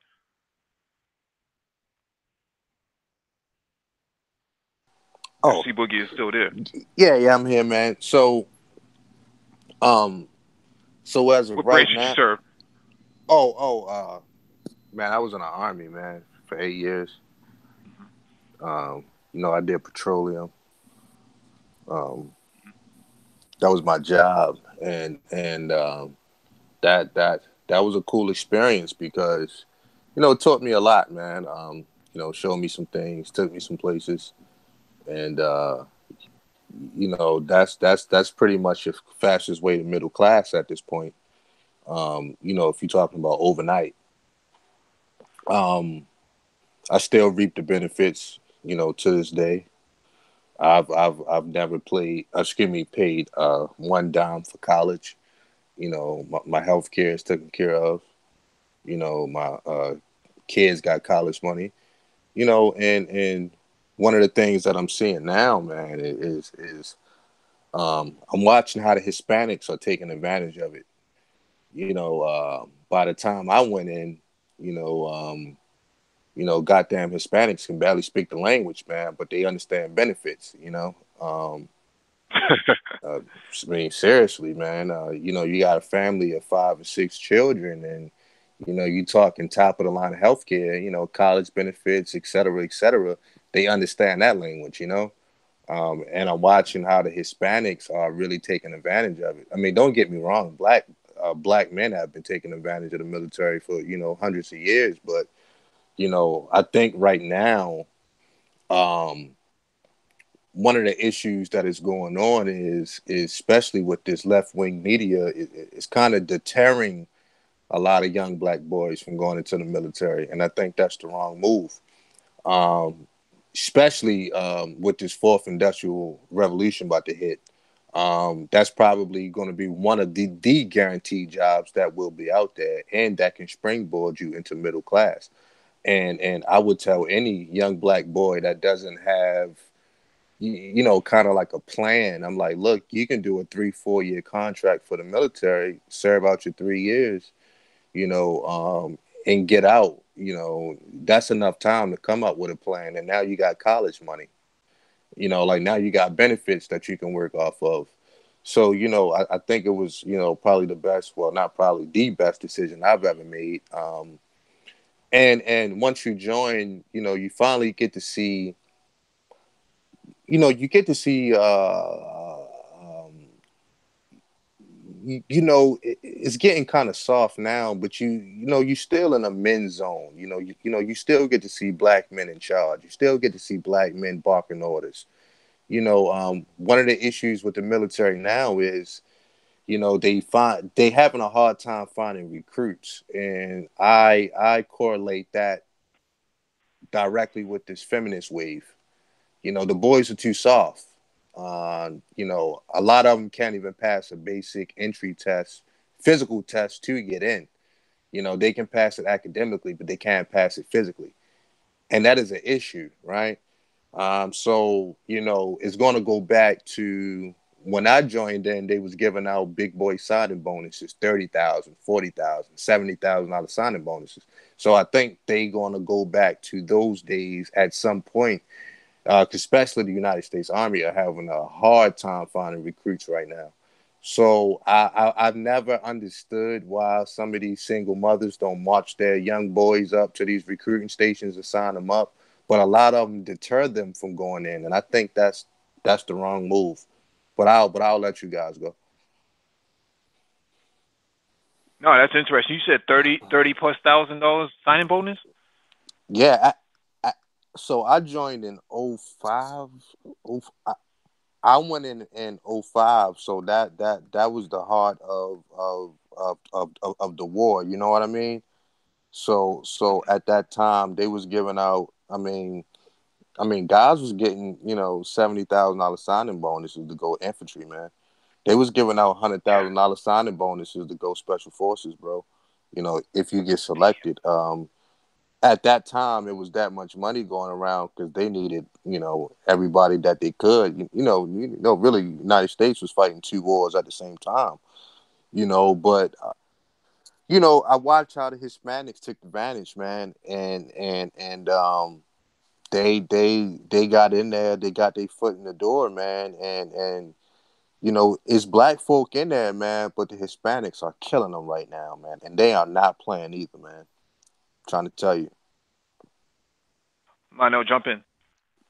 Yeah, I just got to agree with him. I went in '03. I got a sign up bonus of $5,000. Like I said the last week, I knew I was in the Navy, and I knew people in the nuclear program that were getting the same amount of sign up bonus that you were talking about. Even auxiliary men, they call them A gangers, they was getting $10,000, $12,000 sign up bonuses. And I agree with you. Not everybody can join the military because, especially now, the the physical demands are not kids are not kids are not reaching those physical demands. It's hard to get in the military now with the standards that the military have. It's easier to go to, like I said last week, it's easier to go to a city college. People think you just get in the military. Now the military is relaxing some of their standards now, but they are in desperate need of new people to be in the military. So Yeah, people were. I agree. People were getting large signing bonuses. So one of the things that I'm scared of, as far as country goes, if we ever have to go back to dogfighting, probably won't happen. Everything is technology based. But for conversational purposes, if we was to go back to dogfighting days, I'm talking about dig your trench, set up a position, etc. You know, a lot of these young guys are not ready for that. A lot of these guys can't leave out the house without their cell phone. Well, most Americans can't leave out the house without their cell phone, but these young boys can't operate with, without it. It's just one of those things, like, and this is where your country implodes from within, because you go from trying to tamper down your men to, it's going to come a day where you're going to need your men to be men. Like, you know what I mean? And this is a telltale sign when you're having issues finding recruits. Especially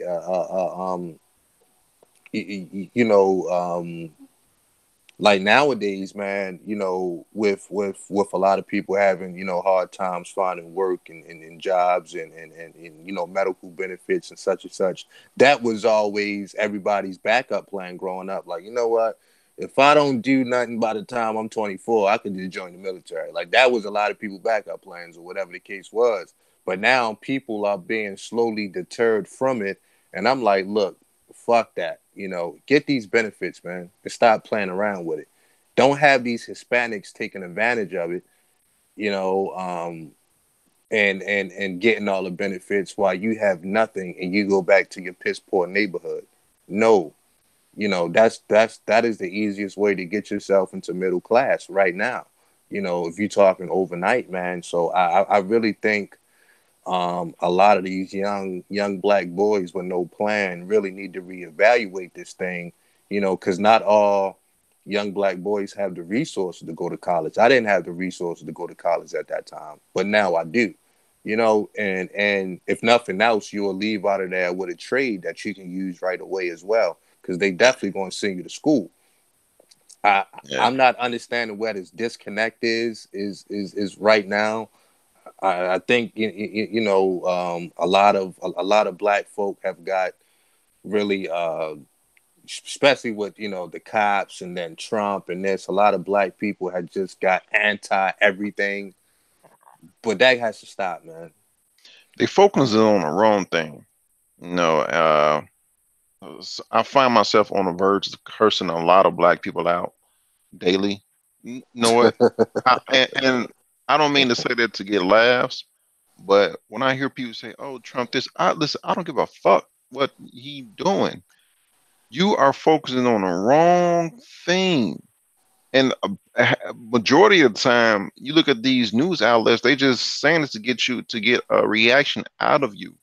You focusing on what's going on across the street. You focusing on what's going on next door. You come to YouTube. You focusing on what Beyonce did. You focusing on what Migos did. You focusing on everything except the wrong thing. And when, especially nowadays, when a black man comes to a lot of these black neighborhoods and want to revive them, want to set it straight, we our lives are in danger. Our lives are in, and I'm not exaggerating on this. Some of these neighborhoods, you come there and want to make it a strong black community, your life will be in danger, not from other people, but from your own people. And it irritates me. It extremely irritates me. It's a problem. I go to the barbershop and hear, some of the guys in the barbershop I like. They're cool. But the level of Hey, ignorance, hey, goodness, go ahead. hey, C Boogie, what did you major in? If you don't mind me asking. I got my man, bro. This is some funny shit, right? I changed my major 3 times. First, I was going for environmental management. Then I was going for industrial hygiene, And then at the end, I just said fuck it and got a criminal justice degree. But like now, I'm getting my master's in business administration, project management. But it was funny because I kept switching it up because I'm gonna be honest, man. Those environmental management classes was really really kicking my ass at the time, and I was looking at my credits. I was like, you know what? If I get this criminal justice degree, I'll be finished in 8 months. So, but yeah, that's pretty much what I like majored in. Oh, And that and like one of the things you can do as well. Sorry to cut you off, but you can take mhm, courses like a lot of your military experience and schoolings that you did counts as college credits when you get out. So I mhm, I actually got out the military with an associate's degree already. You see what I'm saying? mhm. I got out with an associate's. I mean, like of course I took classes or whatever because like a lot of these military bases they have satellite college campuses or whatever. But I got out with my associate's degree, including my So if you set it up right, black men can really really succeed, and but you got to do it right, and that's just where I'm at, man. I think more young guys need to be thinking that route. If you don't really have a plan right away, don't waste them years from 17 to 23 just sitting around doodling, you know what I mean? YouTubing or Facebooking. Like those 3 years you can spend in the Navy or the Air Force, and those 3 or 4 years, that's enough time to devise a plan for yourself. Or you just may decide you want to make it a career. You know what I mean? It's I don't know. When I heard you say that you work with petroleum in the army in your deployment, um, the first thing that came to my mind was materials management in college, like a bachelor's in materials management, um, disaster recovery, things of that nature. So I was surprised to hear you say you ended up going criminal justice. No, yeah, well, it started off in environmental. Yeah, like that was the plan. It started off like that, and I got to that 12th hour, but that was the plan. But all of my certifications and everything, that still holds strong. If I ever wanted to Okay. get back in that field, but one of the bigger reasons I didn't, decide to work those kind of jobs because I got out on medical because I was injured or whatever. So like a lot of hard labor, like I was doing before, I couldn't really do. I had several surgeries since I was out, so I kind of was sidelined for a while. But that's another story for another day. Oh yeah, Right. which they pay me for, by the way, too. Just put that out there. Now, do you think that there was any? Did you experience any type of like racism inside the military while you were Nah, man, that's everybody wear green. Don't get me wrong. You got your cliques. People are tribal by nature. But I'm telling you, man, it, I just didn't, man, and not until I got out and I got back into the real world, like I had to get acclimated to classism again, to racism again, to like everybody put on our greens in the morning, man, and it was all one team. And if somebody had some issues, they never brought it to work, man. I can't speak of one time that I've experienced it, and and trust me, when I first joined, I was looking for it. It wasn't like I was trying to be oblivious to it. I was looking for it, but trust me, man, you know, um, everybody put on that same uniform, man. So that's probably the least place you're gonna find racism, man. And they got some pretty strong equal opportunity officers, man. Like all of that stuff is strong, man. It's a lot of I'm backing with you if you ever was to experience. Now, sexism, that's that's another, but racism, nah, I've not one time. Matter of fact, some of my biggest mentors in the military were white guys. Wow. I know. You have anything you want to ask?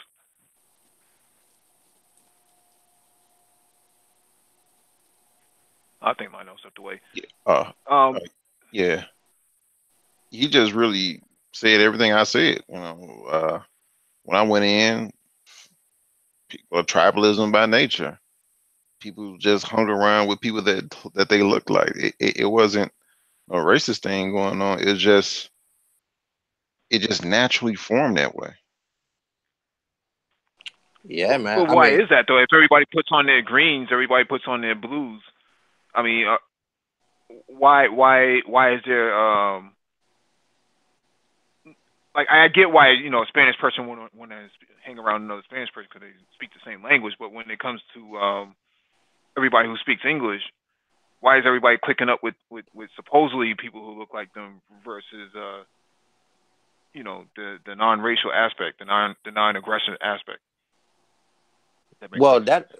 that'd be more on your off time, or like your lunchtime or Oh, okay, something. You okay. might, but as far as work, that doesn't happen as far as your regular Yeah, work day. But but your off time, or you taking a break. The Spanish people be over here speaking Spanish. The Asian people be over here speaking Asian or whatever. That's just how that work. yeah. Certain. It just naturally come up. Dude, it just naturally forms. There's Yeah. there's no specific reason. It just happens, and Yeah. nobody says nothing about it. And it's funny because the white officers, or not officers, but the white military personnel, it's like they really don't care because they understand. Well, I'm not when I get off work, I'm going here with my buddies. It just happens like that. I have no explanation as to why. I mean, but everybody gets along, man. Everybody parties Hmm. together and stuff like that. I don't. That's probably.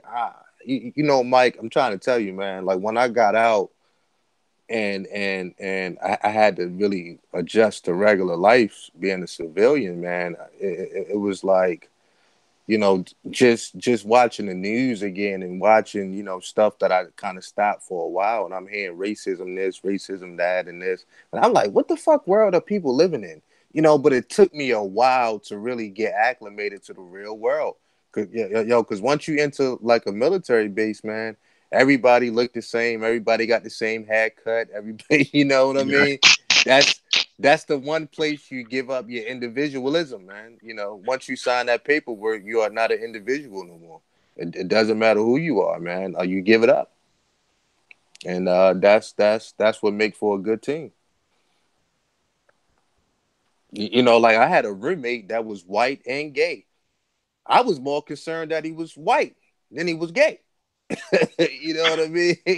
You know what I mean? But we got along perfectly fine. Seriously, like I didn't care he was gay. I was like, dude, I was waking up every morning blasting my rap music, and he'd be over there watching Friends. It was what it was. I wonder what kind of friends he had.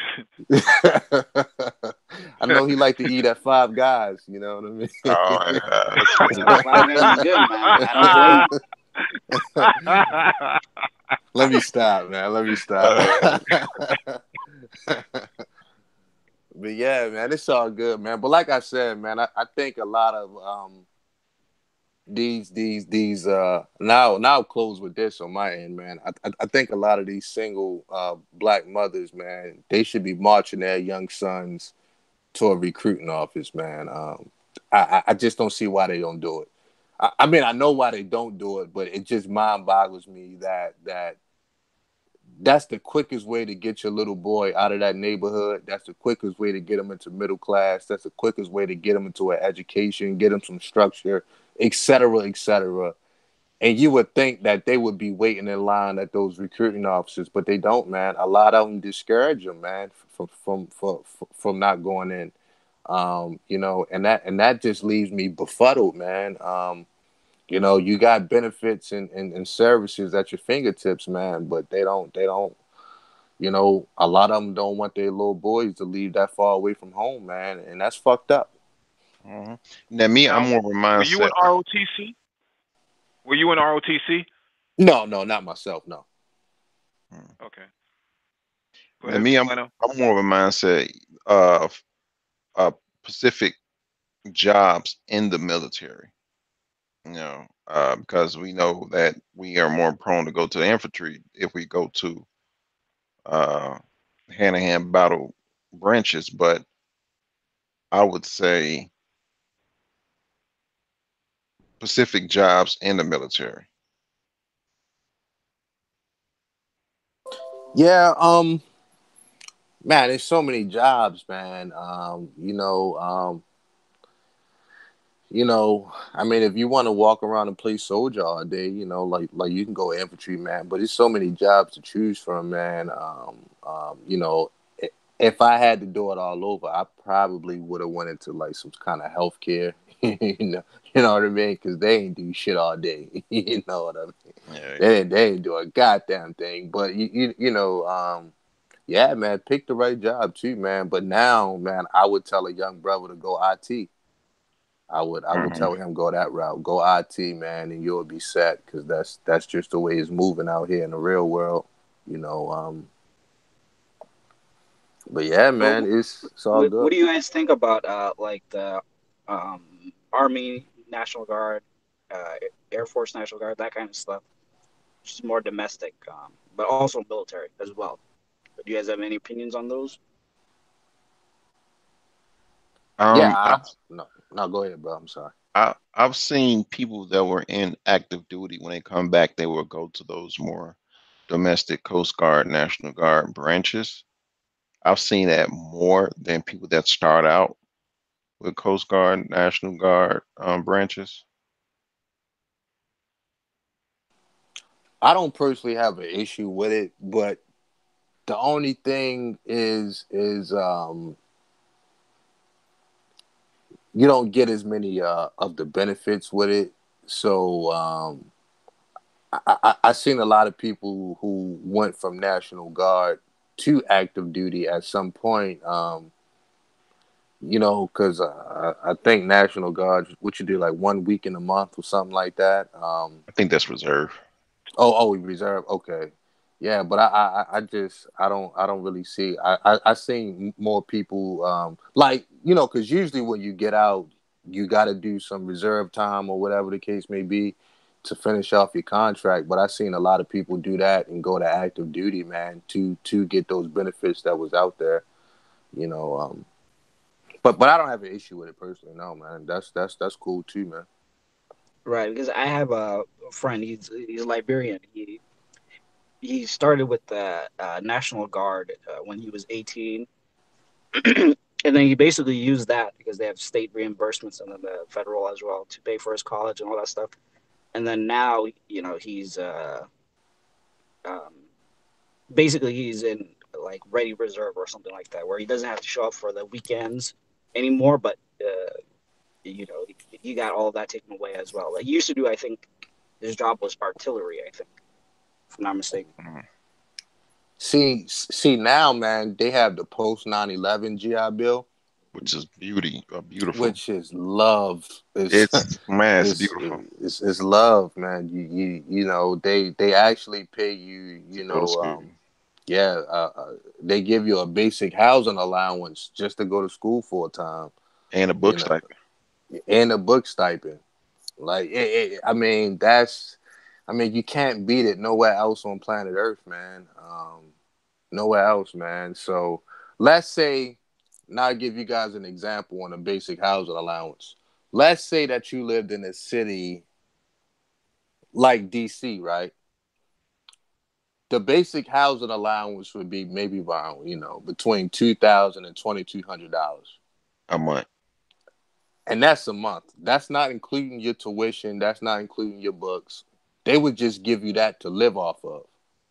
And a lot of people go home and, stay with their parents and just collect the money and just go to school for a time. So the post 9/11 GI Bill is probably the best thing cooking right now. Uh-huh. And you can use it for a trade. Um, Man, you can't beat the benefits, man. I'm just not gonna lie. The benefit package is the best of the best. Now, if you can go back in, which branch would you go back into outside of the army? I would Go go ahead, back say in. it. Well, you know, Net, net, net, net, net, net. yeah, my second choice would be the Navy, but yeah, that would be my far second choice. I'm going right back to the Army, man. But the second choice would be the Navy. That's funny. I thought the Air Force had the best benefits, or is that more for people who, um, have college degrees, trying to enlist? I think the benefits are equal across the board. Um, the Air Force have the jobs in the Air Force. They have more jobs that can be transferable to the civilian world.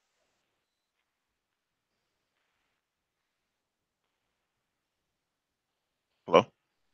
Yeah, as Yeah, far so as you, as far as go ahead. myself, I've just never really gelled with a lot of Air Force guys. I felt like they were too spoiled. I was a little bit more, kind of hardcore with mine, man. I like to be in the field. Like I like to play soldier from time to time, man. Like I like to put my camo paint on and shit. So, the Air Force, just kind of wasn't my thing. But I don't have no issue with it, man. I'm saying? I think it's good stuff, man.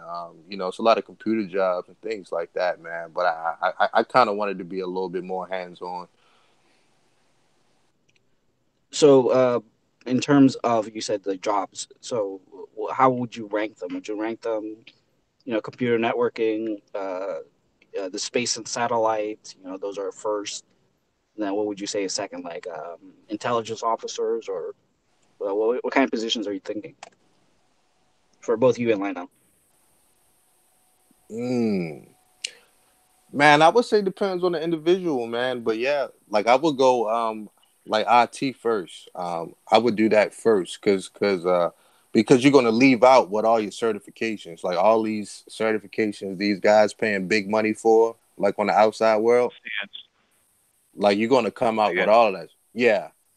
Like you're gonna come out with all that stuff already good to go. So you're gonna be prepared to walk into a job that day if somebody was to offer you that job.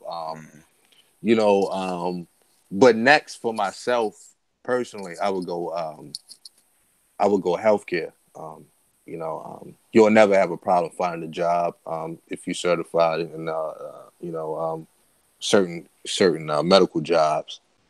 Um, Cause they pay for you to be a doctor, right? well, no, not an actual doctor. Like you could take like a physician assistant. Now, if you're an officer, then yeah, like doctors are officers and stuff like that. So like if I was an officer, they would probably pay for that. But you would already have to have your 4 years of college. You know what I'm saying? Same thing with being like same thing with like being an attorney. They're paid, for you to be an attorney, but you would already have to come in there with a degree. Now, on the submarine, we had a doc on the submarine. He was enlisted. So they'll educate you to a certain point. Now, where you are a full-fledged MD, you will know how to treat certain illnesses to a certain extent. And even on the ships, they have they have the officer, which is a doctor, and then he'll have the enlisted people under him teaching them uh, how to do certain things. Yeah, like I would assume, like maybe he might have could probably be like a PA or sometimes like nurse practitioners as well. They can do certain Mm. things on their own without a doctor being there. But you know, like I say, man, it's just so many jobs, and they're changing too. Changing with the environment, man. It's not just the kind of jobs that you would see from the 80s or whatever, man. There's so many jobs that you can get into, man. I just think it would depend on the individual, man, and it would depend on the marketplace on the outside as well. You know, Yeah, I still have my Navy Blue Jackets manual. It's a book they give you in boot camp, and they really do a rundown on different aspects of the Navy, and they have the ratings, well, the jobs in there. I'm pretty sure this was back in 2003. I'm pretty sure well, I know for sure one of them is not in there. It changed signs. Uh, some are gone, and some jobs have been added. yeah, man. Especially now, man, with you know, like all this new technology they got, man. I remember when the drones started to get real popular, man. They started taking a lot of guys and putting them to school to, you know, teach those guys how to, you know, like operate the drones along with outside contractors and things like that, man. So, you know, it's an unlimited budget, man. You know, if it's a job that got to be filled, they gonna snatch you up, send you to school, train you. Next thing you know, you certified on it, man. So it's Yeah. I mean, it's endless things, man. I went to like 5 or 6 schools to get certified on so many different things. It just like every chance I could, I was signing up for a different class. Like, you know, they would send me off to school here, and you know, just to learn how to do different things, man. So, you know, it's awesome, man. Can't beat the benefits. I actually got certified to be a paramedic while I was in there. While we was in the shipyards. There was a school in Maine. Really? Yeah, in Bath, Maine. I think it was Bath, Maine. I don't know. It was a military base up there, and they sent us up there to. Well, no, me and the other guy up there. Yeah, it wasn't Bangor, or yeah, Bangor, yeah, Maine. yeah, Bangor. It wasn't Bangor. Oh, okay. It was another. It was a small town. I just remember Bath, man. It was a town called Bath, but it was a military base up there. So, it's anybody know of a military base near Bath? That's where I went, and to be qualified as a paramedic. And the reason I did that was because when I got out, uh, I was gonna apply to be a firefighter for Chicago. And if you had your paramedic license already, they would give you uh, what's the one I'm looking for? They would give you extra. They will see you first, and Right. then on top of that, you are military, you got your paramedic license. So I was gonna do that, but things didn't go that route. Hmm. As far as the military, right? I know you have numerous amount of benefits. Is there somebody that tell you, hey, these are the benefits we have, or how do you guys learn about the benefits you have in the military? Because I you say don't. I'm sorry. Go ahead. I say first your recruiter, man. You know, they give you all those packets and paperwork, and you know, you go over it. But once you get in, you know, it's like any other job, man. You kind of learn the ways of the land, man, and like a lot of the older people, you know, school you on tips and kind of shortcuts and things. But you know, everything in the military is dummy proof, though. I will say that no information is really hidden from you. You know, maybe how they would do on a normal job. Like everything is pretty clear cut. You know, as far as maybe your education benefits is like this is what it is. You know, like your medical benefits, this is what it is. It's not you know too complicated, man. But once you meet up with a recruiter, man, they'll just talk to you for hours about all the like the endless benefits and any kind of savings plans or you know 401k kind of things you want to do. You know, like you can choose those for yourself, man, and you know it's very easy, man. A lot of stuff is word of Now, mouth, you know. now, see, Boogie, do you? Let me ask this question: would you agree that black men should have their own private military corporation? Uh, you talking about completely separated from the U.S.?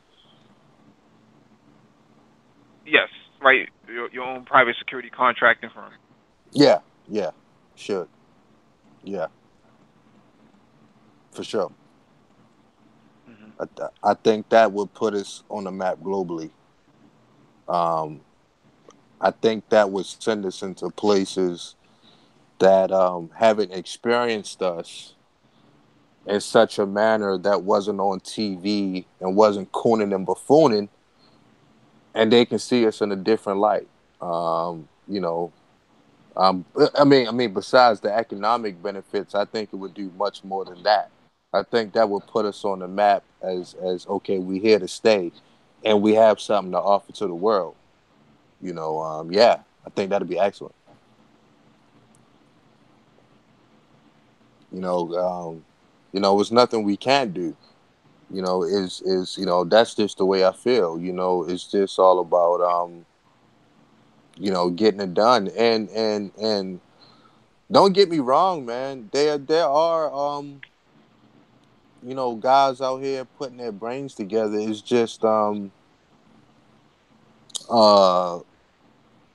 when it comes, like, one of the things I've learned uh through some heavy players that I met, when it comes to contracts, man, you know, besides like Title IX and things like that that'll try to protect you, man. Those things are.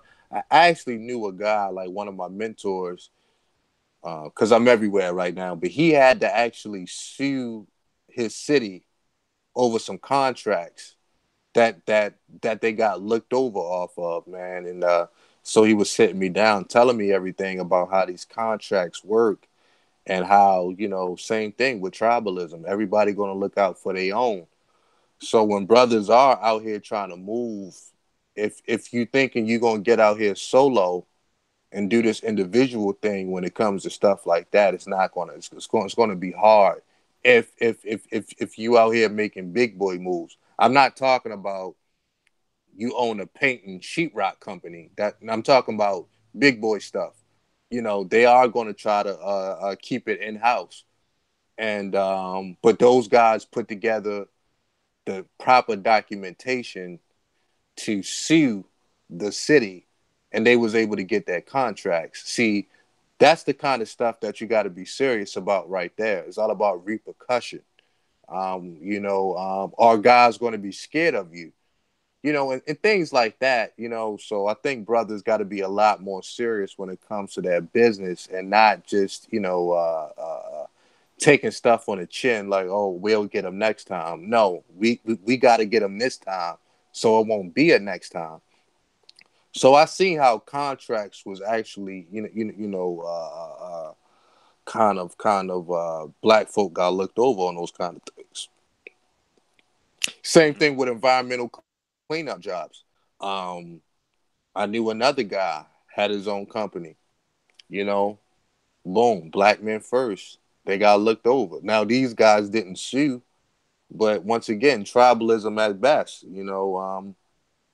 Guys looked out for their own guys. And it would have been the same thing. I'm assuming if Mexicans was in charge, they would probably look out for Mexicans. So a lot of times, as black men, we can't be so heavy into the individuality because nobody else is doing it. You see what I'm saying? If you think that you're gonna walk this earth alone and create an empire without any alliances, then you're clearly smoking something. Right. I'm not talking about a barbershop. I'm not talking about, so I'm talking about big boy contracts that come down from the government. A certain amount of that is supposed to go to minorities, man, but a lot of brothers don't know how to fight it. That's the thing. You got to know how to fight. And if they not scared of your fight, man, then you screwed, man. Yeah, more like a multinational corporation that you're referring to, Yeah, like yo, let, Halliburton. let me tell you how extreme I am. I'm very extreme. Uh, there was a time I got in trouble in the military, man, and not to disclose too much information, man, but I wrote my congressman, man. I wrote my congressman because I was living in Texas, but I wrote my congressman in Baltimore Elijah Cumstain. I wrote his office, and I wrote the one in Texas because they was trying to railroad me on some shit. Yo, but I don't play around and sit around for nobody to ram me up my ass with no Vaseline. And guys got to take you serious out here. Are you going to go the extra length? Now, how many 20-year-old black men are even going to think about writing a congressman? These guys get paid so much money to do nothing. Put their ass to work. You know what I'm saying? Put their ass Right, to work, man. right. We got to get serious at some point, man. Of course, I'm not talking about us, man, but there is a contingency of black men that just want to play all day around, and I can't have that in my presence, man. If nobody is scared of your repercussion, man, you screwed out here, man. Even if nothing comes about it, hell, just inconvenience the hell out people. I'm serious too, man. Because sometimes, you might not win, but people are going to take you serious. Like, look, he is not going to take this laying down. I think brothers got to get really, really serious about this, man. At some point. I understand lawsuits cost money and things like that, and proper documentation, but you got to put in that work, man. Because when these $1 million contracts come down, yo, man, you want a piece of that pie, man. Guys got to know you for real about this stuff, man. So that's all I got to say about that. Yeah, and that's something that we've been trying to beat the drums on here about arms deals, black military contracting in terms of building APCs and other weapon systems and things of that nature. These areas are areas that I don't see black people, especially black men, getting involved in. Now we covered this last week. He wasn't here, but South African firms that are black run, I think they're called the Paramount Group, that are actually very dominant in terms of military development. They're even selling back arms to the United States, to the United States government. So this is how strong they are, and this is a black-run company. Yeah, man, that's good stuff, man. And hopefully they can get the continent on lockdown. Like, you know what I'm saying? Like, hopefully they can get enough work within that continent and then spread out. But that's the kind of stuff I like to see, man. Like, to be honest, because when Puerto Rico had their disaster, you know, um, you know, we've seen a lot of white companies mobilizing and everything to go over there, but there are black environmental companies out here as well. Because I know somebody who runs one. Now I'm not sure if they was equipped to handle those kind of jobs, but basically what I'm saying is when things like that come down the pipe, man, you got to be ready, man. You know what I'm saying? You have to be ready, man, and you got to have your stuff in order to take these kind of jobs, man. Because the money is there. The money is I was about to say something else. Like, the money is out there going hand to hand. You got to ask yourself, well, why am I not getting a piece of it? You know what I mean? Like, the money is there. You, you know, but yeah, man, I think more black private run security firms, I think that puts us on a map in so many different ways, more than just one, more than economically. It puts us on a global stage, man. Gives us a good look. And we not just in other countries whoremongering, you know what I'm saying? We actually down there putting in business, putting in work. Yep, absolutely. Um, we'll probably end it right here. But it was good speaking with you, brother. Good to have you come through. I know I've been kind of hounding you about it, but definitely finally got you on there. So Man, this is excellent, man. I could talk about this all day, man. I mean, this is seriously, man. I mean, it's a pleasure to be on here, and I'm honored, man. This is the best thing since sliced bread. I'll tell you the truth, man. Like anytime I can challenge myself, man, and talk to some good brothers, man, I'm always down. So, man, you got my email, man. Like anytime you guys on, just shoot me a link, man. I'm on here, man. Thank y'all. You're welcome. Yeah, no doubt, man. If you can stick around for the offline hangout as well. So we'll be back on Monday for the Space and Technology hangout. I believe that's episode 79, 8 o'clock Eastern Standard Time. And then we have Wednesday geopolitics, 8 o'clock Eastern Standard Time. That will be episode 80. With my co-facilitator, Lionel. Yes. And we are out. Peace. See, check out next one.